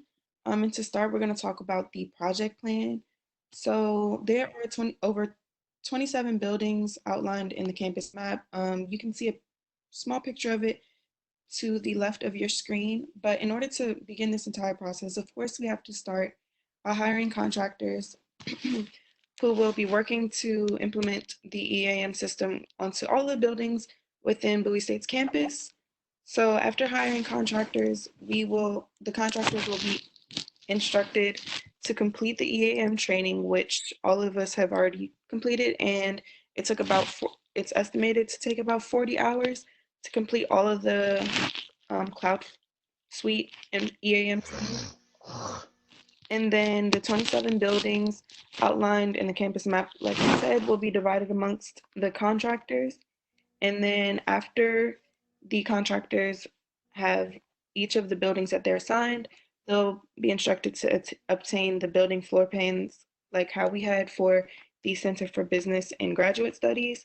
So once they have the floor plans, they will be instructed to complete a walkthrough of each building to gather all the inventory and then use the master asset list that was supplied by the BSU's asset manager and compare the assets that were already on the list as well as the additional assets that were found in the walkthrough. And that just creates a better master list so that in the EAM, you're able to make sure that you have accurate information and there's nothing missing. Then the next step would be to add each individual assets and each individual system into the EAM system and then connect the assets to the systems accordingly. Then the preventive and corrective work orders will be added.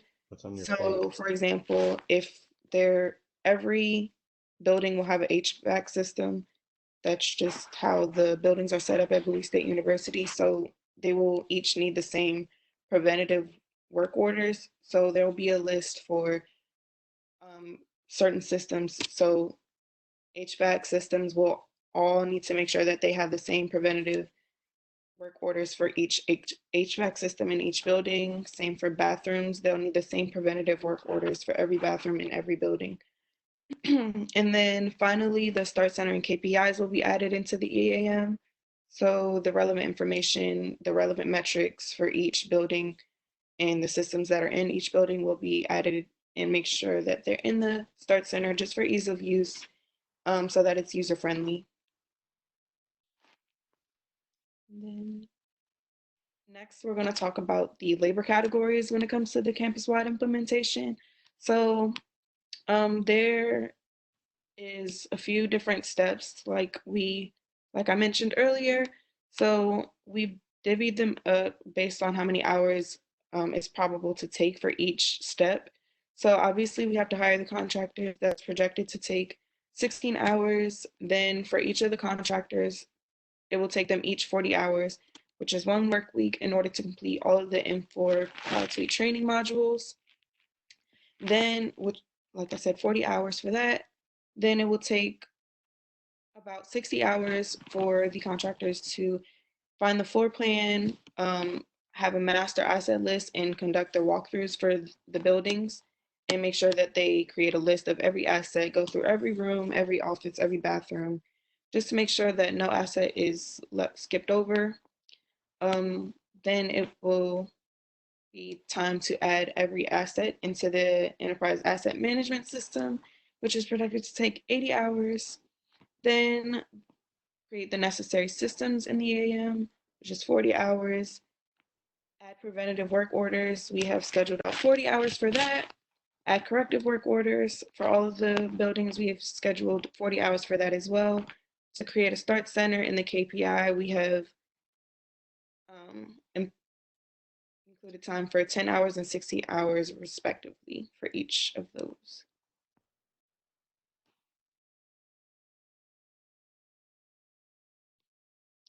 Okay, and then for the labor rates, we have the steps that I just mentioned in the previous slide. We divided them up into 5 different phases. So the first phase is developing the master asset list, and we decided that the pay rate for that would be $25 an hour. Then phase 2 would be entering all of the assets and systems. We decided that $30 an hour would be the pay rate for that. Third phase would be entering the preventative and the corrective maintenance work orders, and that would be $30 per hour as well. The fourth phase will be creating a start center in the KPIs, and we have allocated $30 an hour for that. And then the final phase will be testing and maintenance. Now, this will be an ongoing process just because in the software development lifecycle, you always need to make sure that there's testing or that there's maintenance going on for every system, just to make sure that if there's any problems or any errors that come up, that you have testing and maintenance in place set up for that. So we allocated $25 an hour for the testing and maintenance part of the campus-wide implementation. And I think that is all. Did anyone else have anything they wanted to add? That's it. Thank you everybody for taking the time out of your day to listen to our presentation. Thank you, everyone. So Daydream Software, does that conclude your presentation? Yes, sir. Very good. Thank you for your outstanding presentation and all your efforts. So we will conclude. That was Team 4, Daydream Software for the judges, and we will begin again at 1300, top of the hour. Thank you, everybody. So much, everyone. All right.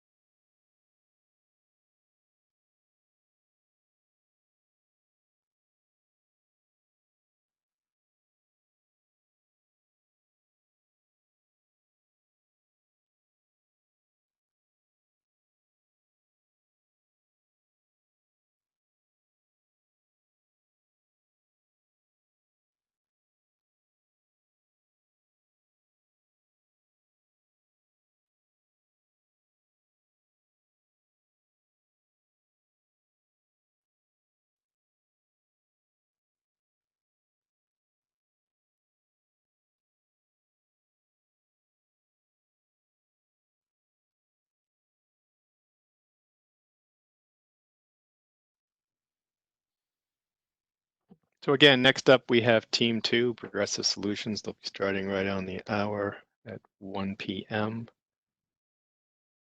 Team 2, as noted, you will have 45 minutes, no Q&A.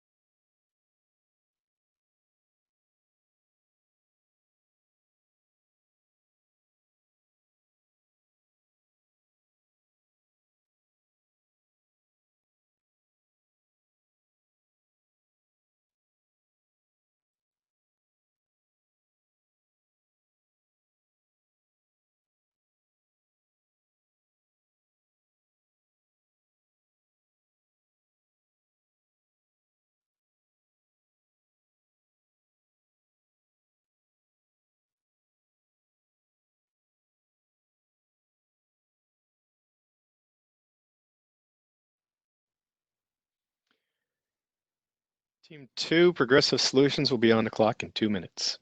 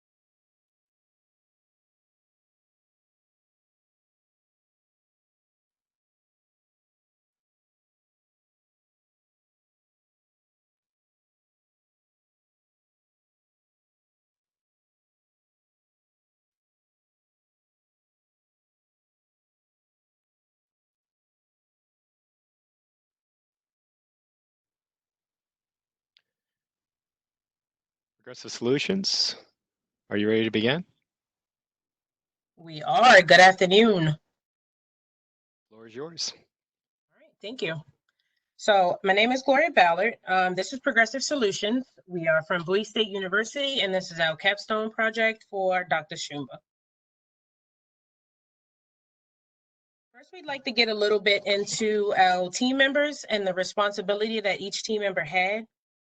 Again, Gloria Ballard. My main goal was to make sure I led the team in the right direction as far as making sure that each member knew what their responsibilities were for the week ahead, and the team was going in the right direction also as far as what the customer was looking for.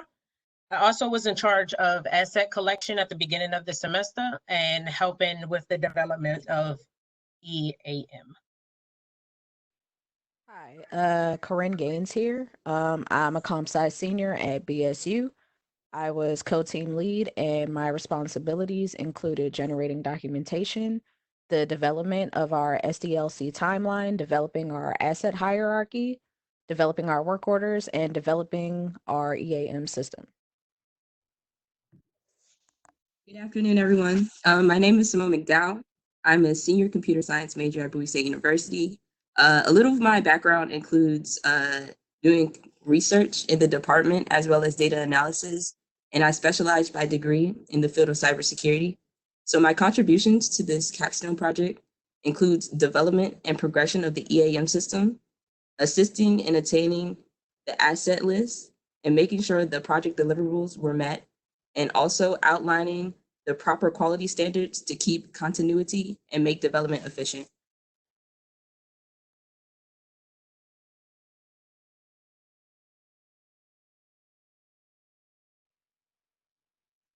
EJ, are you here?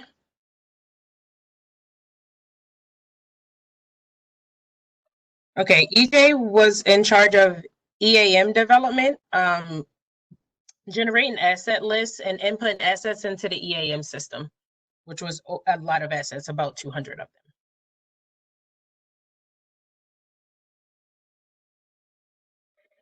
Okay, this is G Ballard. I'm going to start off. We started with part one, which you all know, and it was gathering schematics of the building of Bowie State University. And the building that we chose was Charlotte Robinson Hall. We gathered and recorded all of the major assets for the building before COVID-19 hit, as many as possible. We then went into the system and built a hierarchy for it, loaded up the building hierarchy, assets, and the asset hierarchy into the EAM system.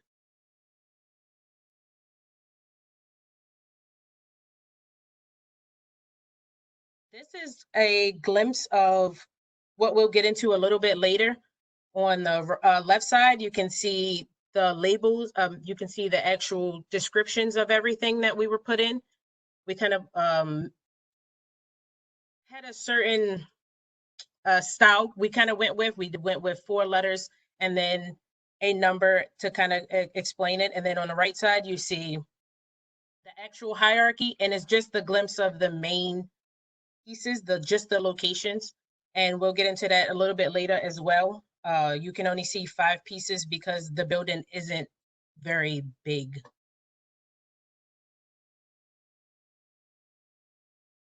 Part 2 was all about work orders.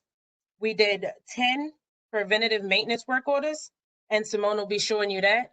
We did 6 corrective maintenance work orders. We also added key attributes to both of those, and hopefully EJ will join us and he'll show you those. This is a glimpse of just a screenshot of what we did. And again, we'll go into the system in a few and pretty much show you everything that we've done. Is a lot similar to the last slide that the last screenshot that you saw. It's the descriptions on the side, and with this one we did it in the opposite way. We went with the number first and then the letters so that we can differentiate the two. On the right side, you can see the description and all of the actual I'm sorry, all of the pieces that go into making one whole thing, I guess. Part four, I was actually in charge of, and I made 3 inboxes. Actually, I made 4, but I made, the goal was 3 inboxes, 3 KPIs, and 1 chart. And actually all of that is done, and you'll see that in just a few. And last but not least,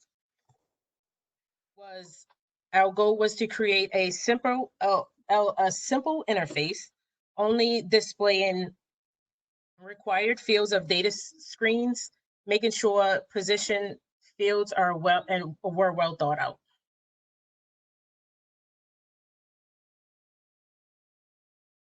N4OS is the foundation of the N4 strategy. N4OS is purposely built solutions to meet business requirements, support functions, IT, performance management, human resources, and finance.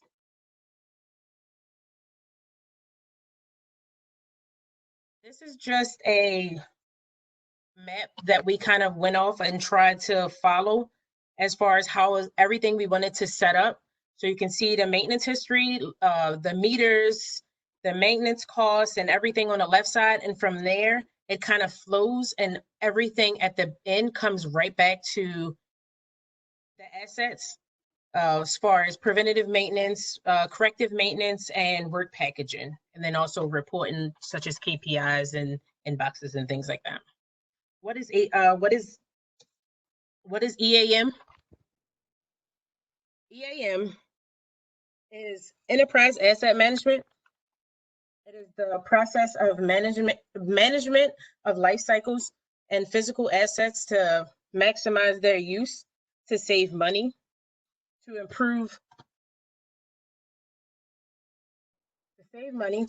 quality and efficiency, and safeguard health, safety, and environment.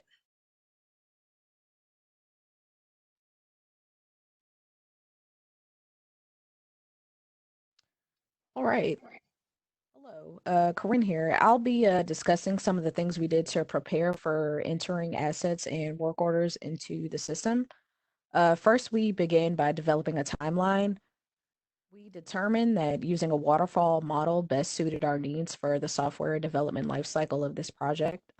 Our waterfall model shows a logical progression of steps taken throughout the software development lifecycle. Here you can see a detailed view of the goals we set that were to be accomplished by April 23rd, with April 24th being the original presentation date. Our timeline was created based on all the items that were required to be completed, such as Infor campus training, completing the asset hierarchy, generating work orders, entering assets and work orders into our system, testing the system, and generating documentation for the presentation, and also prepping for our presentation. During this process, we kept in touch by using multiple platforms such as GroupMe, Discord, Zoom, and Google Duo. We tried several different platforms, but eventually we settled on using Zoom and Google Duo mainly. We had team meetings every Monday and Wednesday, which lasted maybe about 90 minutes to 2 hours, depending on what we needed to get complete. And now we'll move on to some information about the assets of Robinson Hall and some overall information about the building. Our chosen building, Robinson Hall, is known as the location for campus police. The building contains 2 floors. The lower floor has the University Relations Office, the ABM maintenance room, 3 classrooms, and 2 restrooms. The upper floor contains the police room, the interrogation room, the parking registration room, a back room, the campus human resources office, 2 restrooms, and several more offices. And that'll bring us to our asset hierarchy. So we actually did something a little different.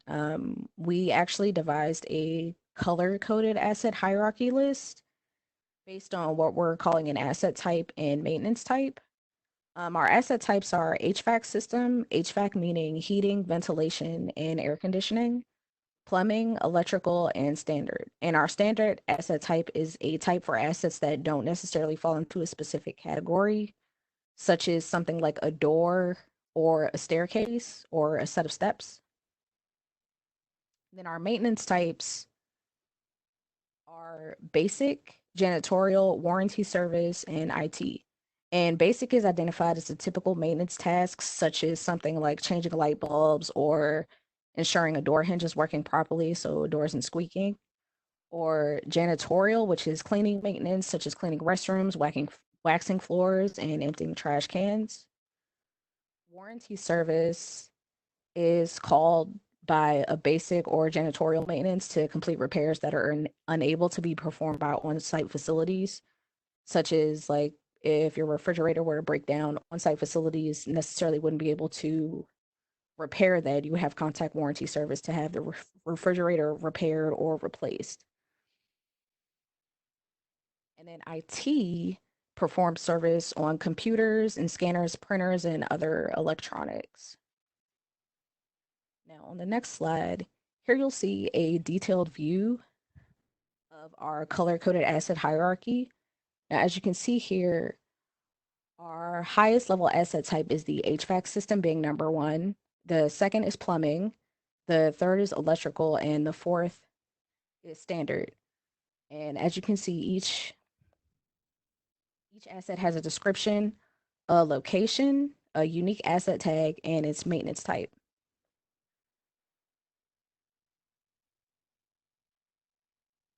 And we have our work orders next. Our work orders are also organized with the same color-coded system as our asset hierarchy. We've produced several preventative and corrective work orders to be used within our system. We have 5 at minimum for the preventative work orders and 3 at minimum for our corrective work orders.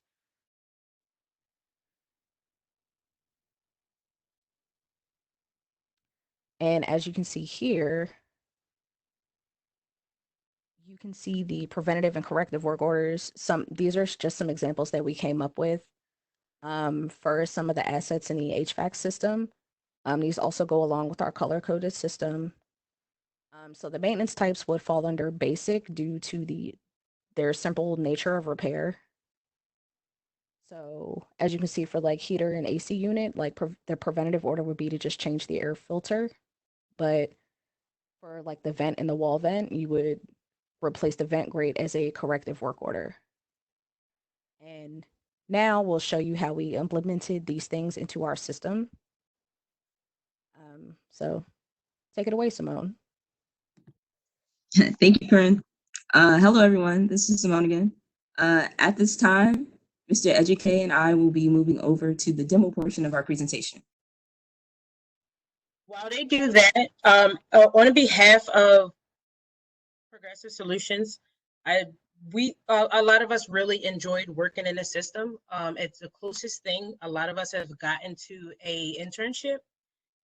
The system is amazing. Like, my husband works on one personally for his job, and it's nothing like what he works in. It is incredible, and it was actually a real pleasure to work in. And we just wanted to thank Mark and his team for allowing us as college students to be able to get into something this advanced.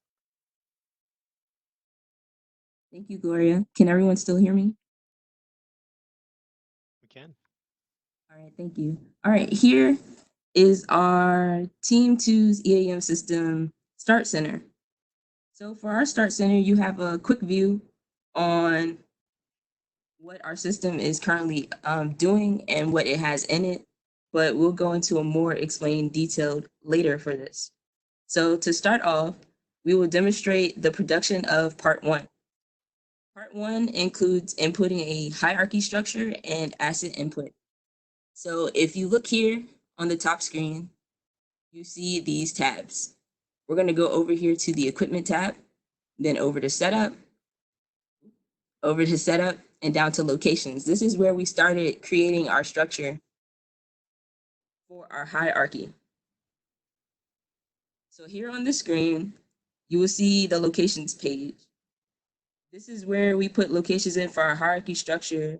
And for example, this is how we put information in for record view. So here you have record view of the ABM main office. This first field has a unique code/number, and it has to the right a quick description of what it is. And underneath, it's linked to the department that our team is in, and our team is labeled as MDTC2. If you go down to the hierarchy section of this page, you will see the field for parent location to link this specific location to another location. So we're saying that locations can be linked to other locations, which is very useful in setting up our hierarchy. But here we have the parent location as the first floor. So here, I'm going to demo the building structure of our whole hierarchy system.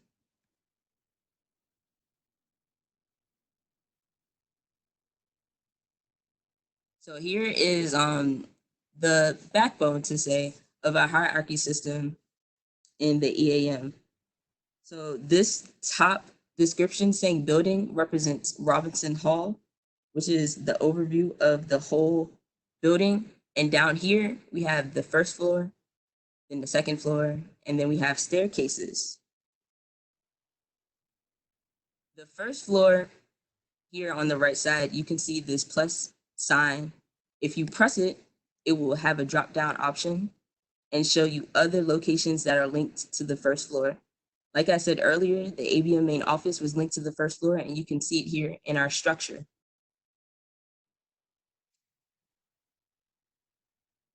If you also see here the description of each section here, this says building, this is first floor. It has a L by it.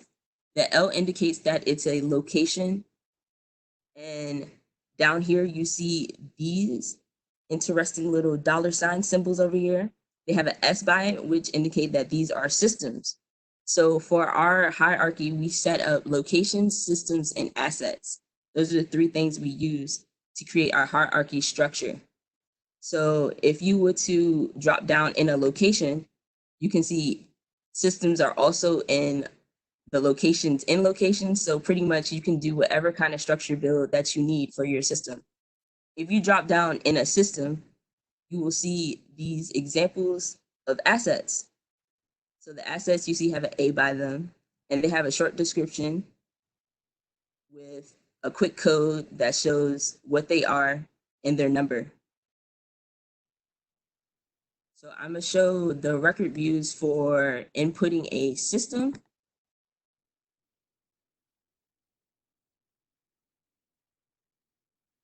So here is our section of systems that really set up differentiating between the asset types. So here, the labeling has the type. So here it's electrical, so it says elect. And then the second part shows what floor it's in. So it says first floor FF01. So this is the first floor. So here in the first field, once again, we have a unique code. Then to the right, we have a description. We have our department. We show that the equipment details are in production. And at the bottom, we have the hierarchy section, which once again lets us link this record to the first floor. So that's what we saw before in the hierarchy structure. Moving on to assets, you go up here to equipment, drop down, and go to the asset section. And it will come up in a few. In the asset section, we have pretty much the same setup, unique code, description, and everything, but the hierarchy section is on the side. And we connected it to a primary system. And the primary system, the assets are connected to the asset type systems that we put into our EAM system. So this shows that the lighting types is what this light is connected to in the ABM room, because this light is located in the ABM room. And also for a little additional feature, we added a document section that has a picture of the asset. So you can see, if anyone goes in, they can see what the asset looks like and be able to differentiate it from other assets that might be quite similar, because lights can pretty much look the same. So that was our part one. Moving on to part two, we'll go over here to the work tab and go over to work order planning and PM schedules. And this is where we put in our preventative maintenance work orders. This magnifying glass helps populate some of the preventative maintenance work orders on the side. And in this system, everyone's work orders are sort of put together in this section. Here's our work orders, and we label it as such to keep continuity with our system, to show the asset types, so we know that it's ours, as well as we know what it's associated to. So here, if I click on, you can see, once again, you have a unique code and you have a quick description. We have the type that is fixed, as well as the performance for the specific work order, which is once a month. And in our system, we have 9 fire alarms that exist in our building. So we put 9 of each of them. Also, the same for this one, water fountain cleaning. We have a quick, unique code, a description, and all of those extra beautiful things. And over here, we have the supervisor that we made as Professor Shumba, because she's the head of our system and it felt right to put her in the system. Little nod at her. Here, to show key features, we have a comment section for employees to see what they would need to complete this work order. So the employees will require gloves, cleaning solution, a cleaning towel, and all the items that should be available on a cart. So if they read this, they can be able to do their job more efficiently. We have an activities section that shows the activity number as well as the trade, which is under the janitorial maintenance section. And it's one task that needs to be completed. And it says it should take no longer than 1 hour and requires one person. And it should take over the duration of that whole hour. And now I would like to hand the ropes over to Mr. Ijike, if he is able to join us today. Yes, I'm here. Sorry about that, guys, for the hiccup from the last time. For some reason, my mic wasn't connected. So let me reintroduce myself. My name is Ejikeme Uzwanya. I'm a computer science student, major in Bowie State University. I was in charge of overall EAM development and generating and inputting the assets into the system. So continuing from where Simone left off, the third part was the corrective maintenance. We're tasked to make at least 6 corrective maintenance, and we hit that on the money. So to go around the system, if you go to the top to navigate the system, if you click on work and scroll down to work orders, it will show us the 6 work orders, corrective work orders we created. 3 of them were supposed to be for the facility assets, and 3 of them were general assets in the system. So the first one, which is the water fountain system, if you click on it, it shows the work order number and the description of the assets. Is the water fountain cleaning on the 2nd floor. The equipment, we use the abbreviation WF for water fountain and O2 to show the number of the fountain in the whole building. The standing work order type means that it's a work order that is going to be continuously done. So it's a water fountain, so it's a hygiene priority. So we need to clean it severally. And if you scroll to the right, if you look to the right, it says status is released. If you click on it, it shows the option of either released or completed. It's released because this asset has not been, the work order hasn't been completed. So that's why it says it's released over here. When it's completed, it will show the tab completed under. Scrolling down to the activity, it shows the trade. The trade is the janitorial maintenance, and if you click on the search icon on the right side, it will open up and show us how the trade was made and created.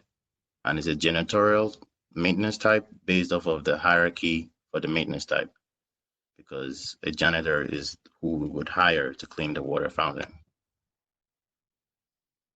So if you go back, the estimated hour for this asset corrective maintenance to be completed is at most an hour. I don't think it would take longer than that to complete that task, but we estimated an hour just in case there was stuff going on in the building at that time. If you go over to the next maintenance type, we have the fire alarm test on the 1st floor. The equipment is electrical asset type on the 1st floor, and the location is also on the 1st floor. It also says released because this task hasn't been completed yet. So now kind of going over, I'm going to the top to the split view screen. It shows all our open work orders. So these are the work orders, corrective work orders that needs to be completed. But we are supposed to create 6, and we have 5 here because the 6th one was completed. So I'm going to show you over here. Run.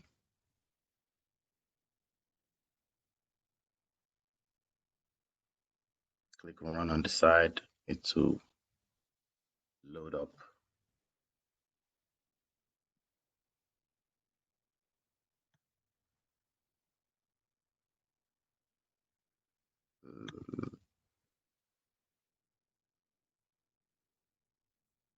Figure out why it's not running.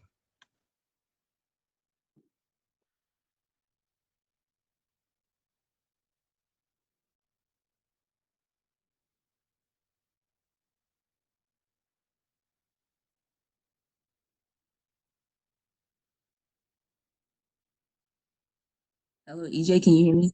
Yeah. Okay, sorry. I have an image that's in the way. Since we're sharing screens, it's blocking me from pressing it. It should work now.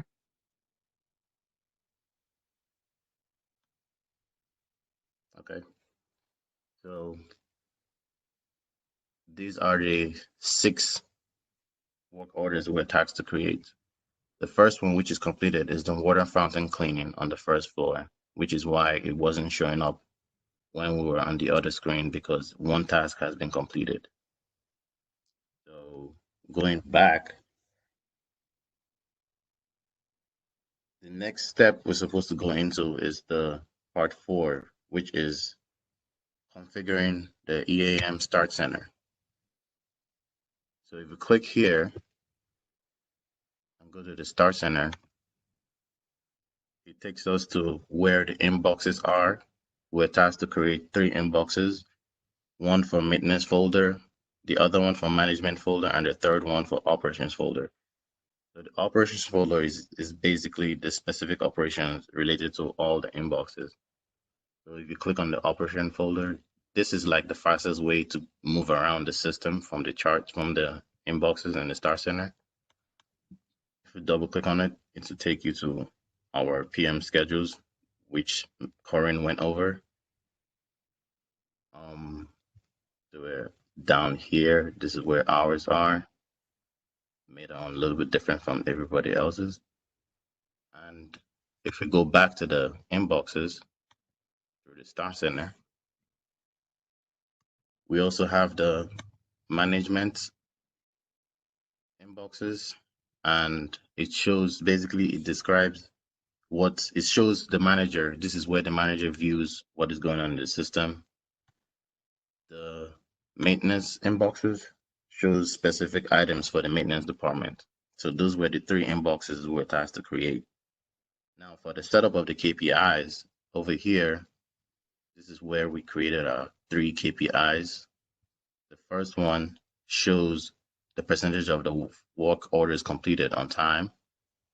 The next one shows the number of active PM work orders, and the last one shows the percentage of PM work orders versus the total number of work orders. So to kind of explain how we did this, if you click on the setting icon over here, it shows you how to personalize your own KPI. Since there are a lot of users on the system in general, you have to input your sequence number and your KPI code.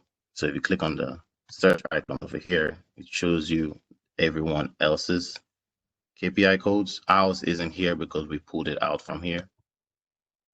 And this is where they are displayed at the top here. So once you finished, you click the submit button and it will get created. And this is where we are. So we were tasked to create 3 KPIs, which are what are displayed here. Now for the charts, we were tasked to create 1 chart. So this chart shows the work orders reported by the department, and we made it in terms of months. So in the month of April, we have 6 work orders to be reported to be completed. And over here, the 6 orders are under the plumbing asset type. That's what we use to describe and show the different asset types accordingly. Now, we kind of went extra and we created employees. Click on the search icon to populate. We have employees for each of the maintenance types. The basic maintenance, we have 3 employees. The IT, we have 3 employees. The janitorial maintenance, we have 3 employees. And for the warranty, we have 1 employee. So we also made shifts for the employees to go from. So the shifts, we made it from a 7 to 3 shift. So the first employee goes from 7 a.m. to 3 p.m. The second employee goes from 3 p.m. to 11 p.m. and the last one goes from 11 p.m. to 7 a.m. So we have like employees around the clock in rotation. So I would like to hand over back to Simone to continue to the next part. Thank you, EJ. Hello, everybody. All right, so moving on to part 5, we had to do screen designs. So for screen designs, it was pretty questionable at the beginning. We were like, what are we designing specifically? Are we setting up our start center in a certain way? Or what exactly are we doing, right? So as you've seen our system from our demonstration today, one moment, gotta ask for control of the screen. All right, perfect. All right, so as you saw today, you saw us show you our assets, our systems, our locations, everything. And each one where we edited stuff was a screen. So I'm gonna show an example from our assets section.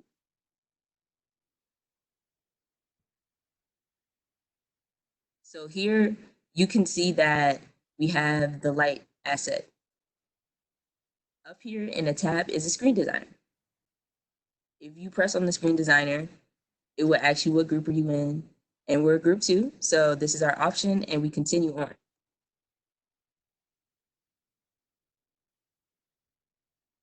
So here is the screen designer screen.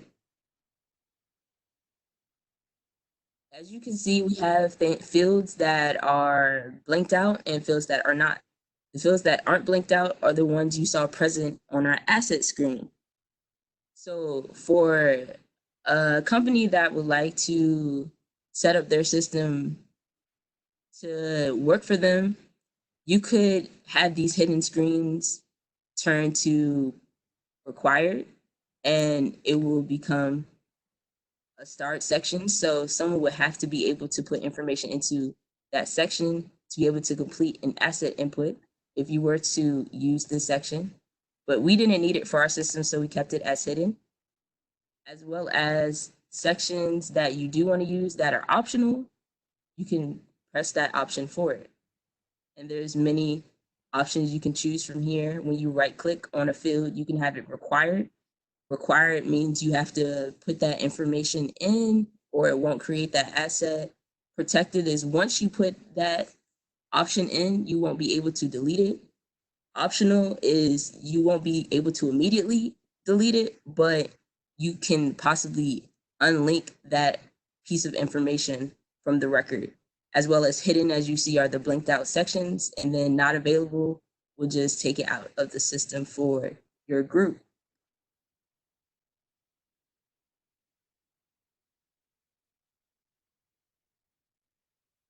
I would also like to go back real quick to show how our preventative maintenance links over to our corrective. So here, if you go to work order planning and PM schedules, populate again, go over to water fountain cleaning. Over here, if you go to work orders and change this open PMs to PMs awaiting release and run, you will see a work order that is currently being in the system waiting to be used. So you see that it's from our team, and it has a work order number, which you saw earlier was in the section that Mr. Educate was showing. And this is showing how in our preventative maintenance work order schedule, there is currently a work order that we put in that needs to be corrected. So this is just the section to show how it links to one another. And now I would like to move back to the PowerPoint. So Progressive Solutions, you have about 9 minutes remaining. Thank you so much. Let's get to the right one. Sorry, you guys. Not so versed with PowerPoint. And here we are. I would like to hand the mic over to Mrs. Ballard. Oh, is my screen sharing? It is not. Okay. One moment. Sorry about that.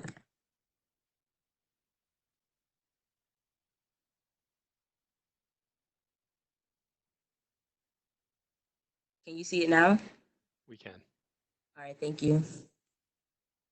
Okay, this is Gloria Ballard, and back for the last couple of minutes. I would just like to mention a couple challenges that we faced during this presentation. During this time for this project. Of course, COVID-19, which everybody is kind of suffering from.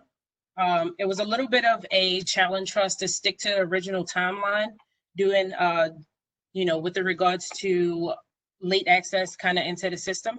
We were hoping to get into it before midterms, but that's okay because we end up still getting everything done and everybody still end up kind of getting themselves together.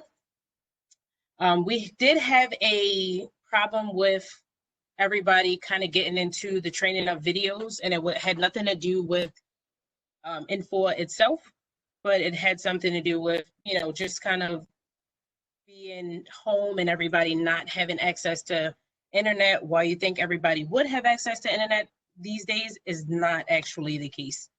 So we also had a team member removed from the group, and she had a lot of responsibility, and her responsibility then had to be divvied up between everybody else because we actually thought things were being done and they weren't being done. So we end up having to pick up a lot of slack from that. So that was a major challenge for us. It actually kind of pushed us a little further back than we would have liked. If you can move to the next slide for me. Mm-hmm.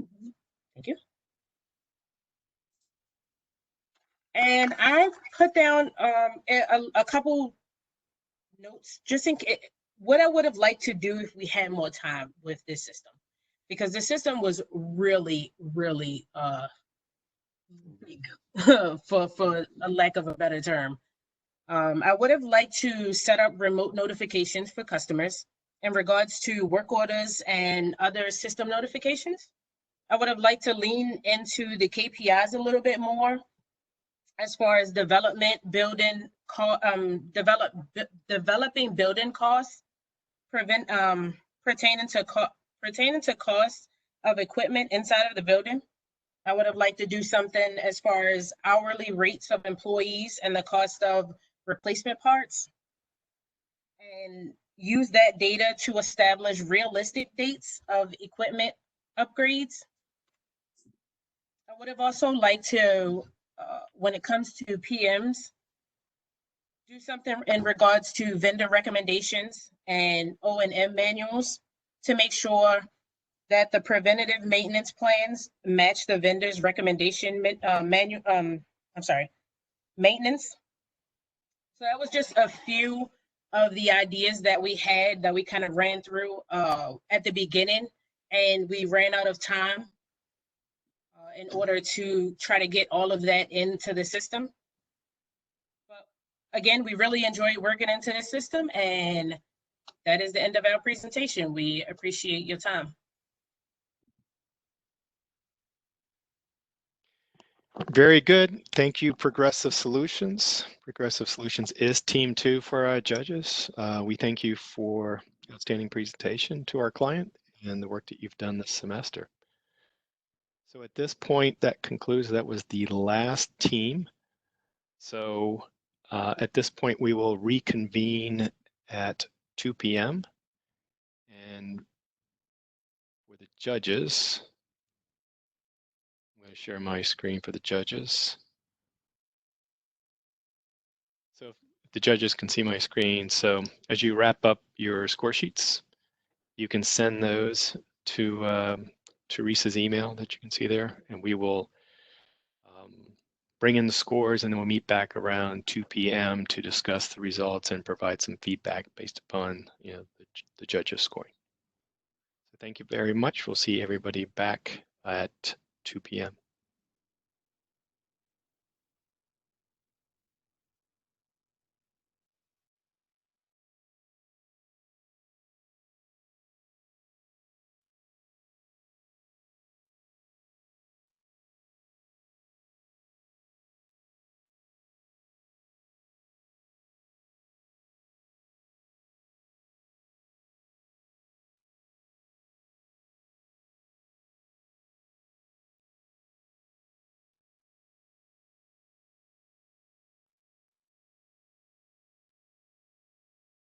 Well, Mark, it's David Washington.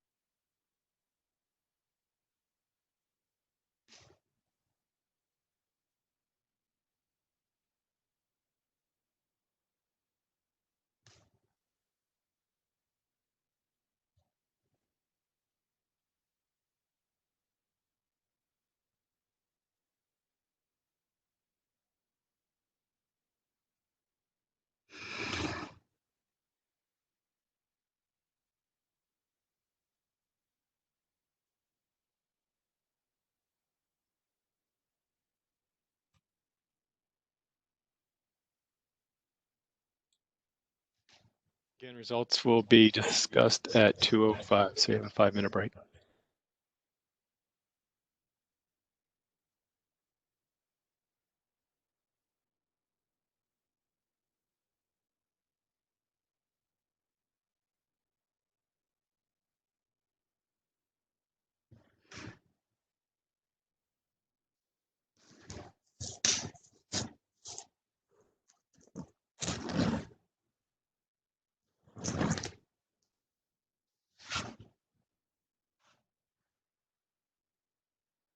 Hi, Miss Terry. How you doing in this time?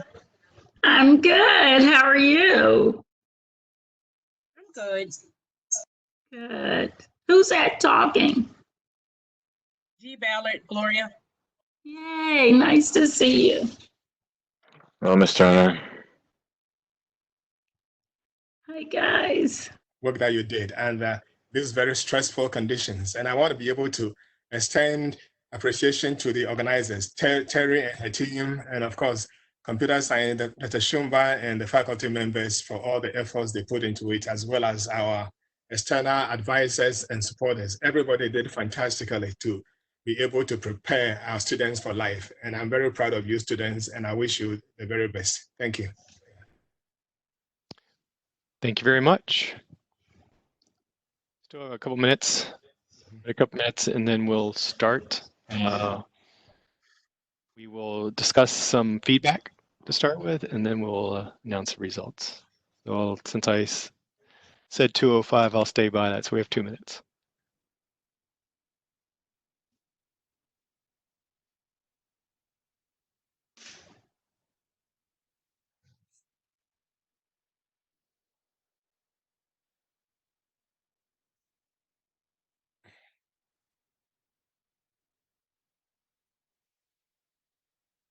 Let me just do a check of the teams, see if the teams are present. Is team 1 available? We are. Very, Is present. is team 2 present?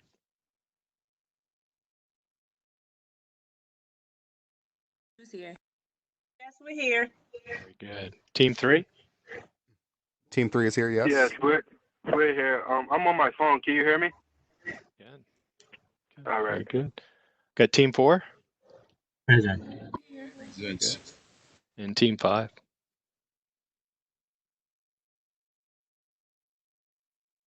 Team 5 with us? We're here. Very good. Yeah, Team 5 is here. Can you hear me? We can hear you. Okay, cool. All right, so I am going to turn the floor over here to Dr. Risa Savold. She's going to talk about feedback and results from today's event. Thank you. I'm busy scanning all of the judges' feedback, which was great. So I'm going to start with some overall feedback. They're really impressed by how professional the briefs looked. I think two of the teams, I think Team 1, Team 4, your companies had taglines, kind of a mission statement that's really nice, working on your brand. They really liked how the teams tied the project to current events. So one example was tying to COVID. It's always good in front of a customer to tailor a presentation or demo to whatever is particularly relevant going on. That's a great strategy. We had several teams put in some additional diagrams to communicate how you thought about the problem and the solution.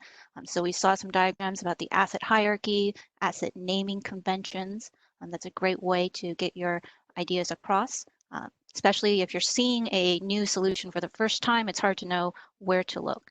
So we had some teams do a really great job walking through business processes, telling us where to look on the screen. Let's see what else. Really interesting. It was noted all the teams went and talked to the facilities manager, but everybody got a little bit different information. So we found some unique requirements that came out, and that certainly happens in the real world. Finding out those pain points and being able to address them can certainly be a differentiator. You may find something out that none of your competitors know.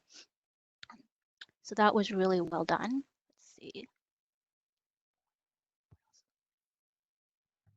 And every team kind of showed off different features of EAM. So Team 2 put a lot of work into thinking about working shifts, task duration, what is needed for the task. Team 3 showed us how completing a work order actually changes the KPI, showed us that in real time. Team 4 showed us about how you can tie an employee's qualifications to their trades and the types of work orders they can do. Team 5 used those cost codes to show us how that can be used to represent priority and link to other aspects of the asset management problem. And they also walked us through how considering warranty issues can affect a maintenance business process. So it was really great to see how, even though you all started out with the same problem, everybody looked at different aspects of it. I certainly learned some new things about EAM, so that was fun for me too. So Mark, do you want to go over the final results? Thank you, Risa. Appreciate that. Everybody did an outstanding job.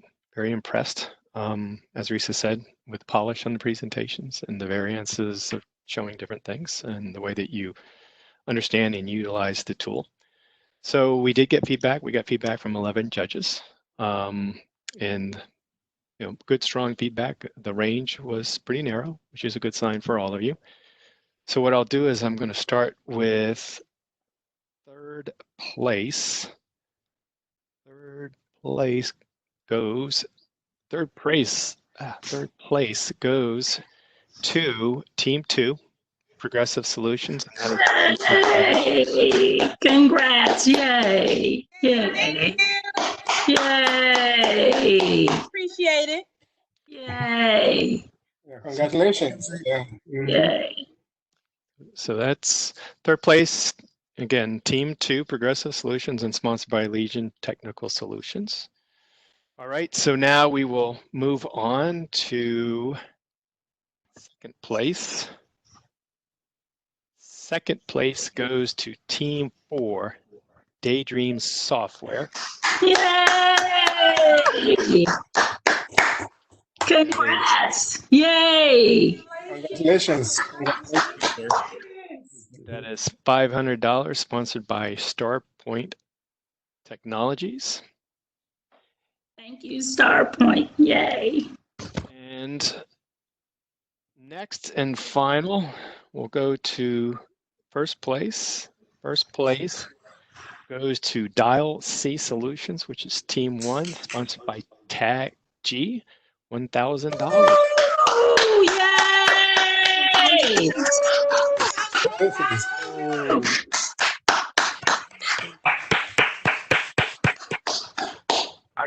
thank God and my mom. Good job, Team One.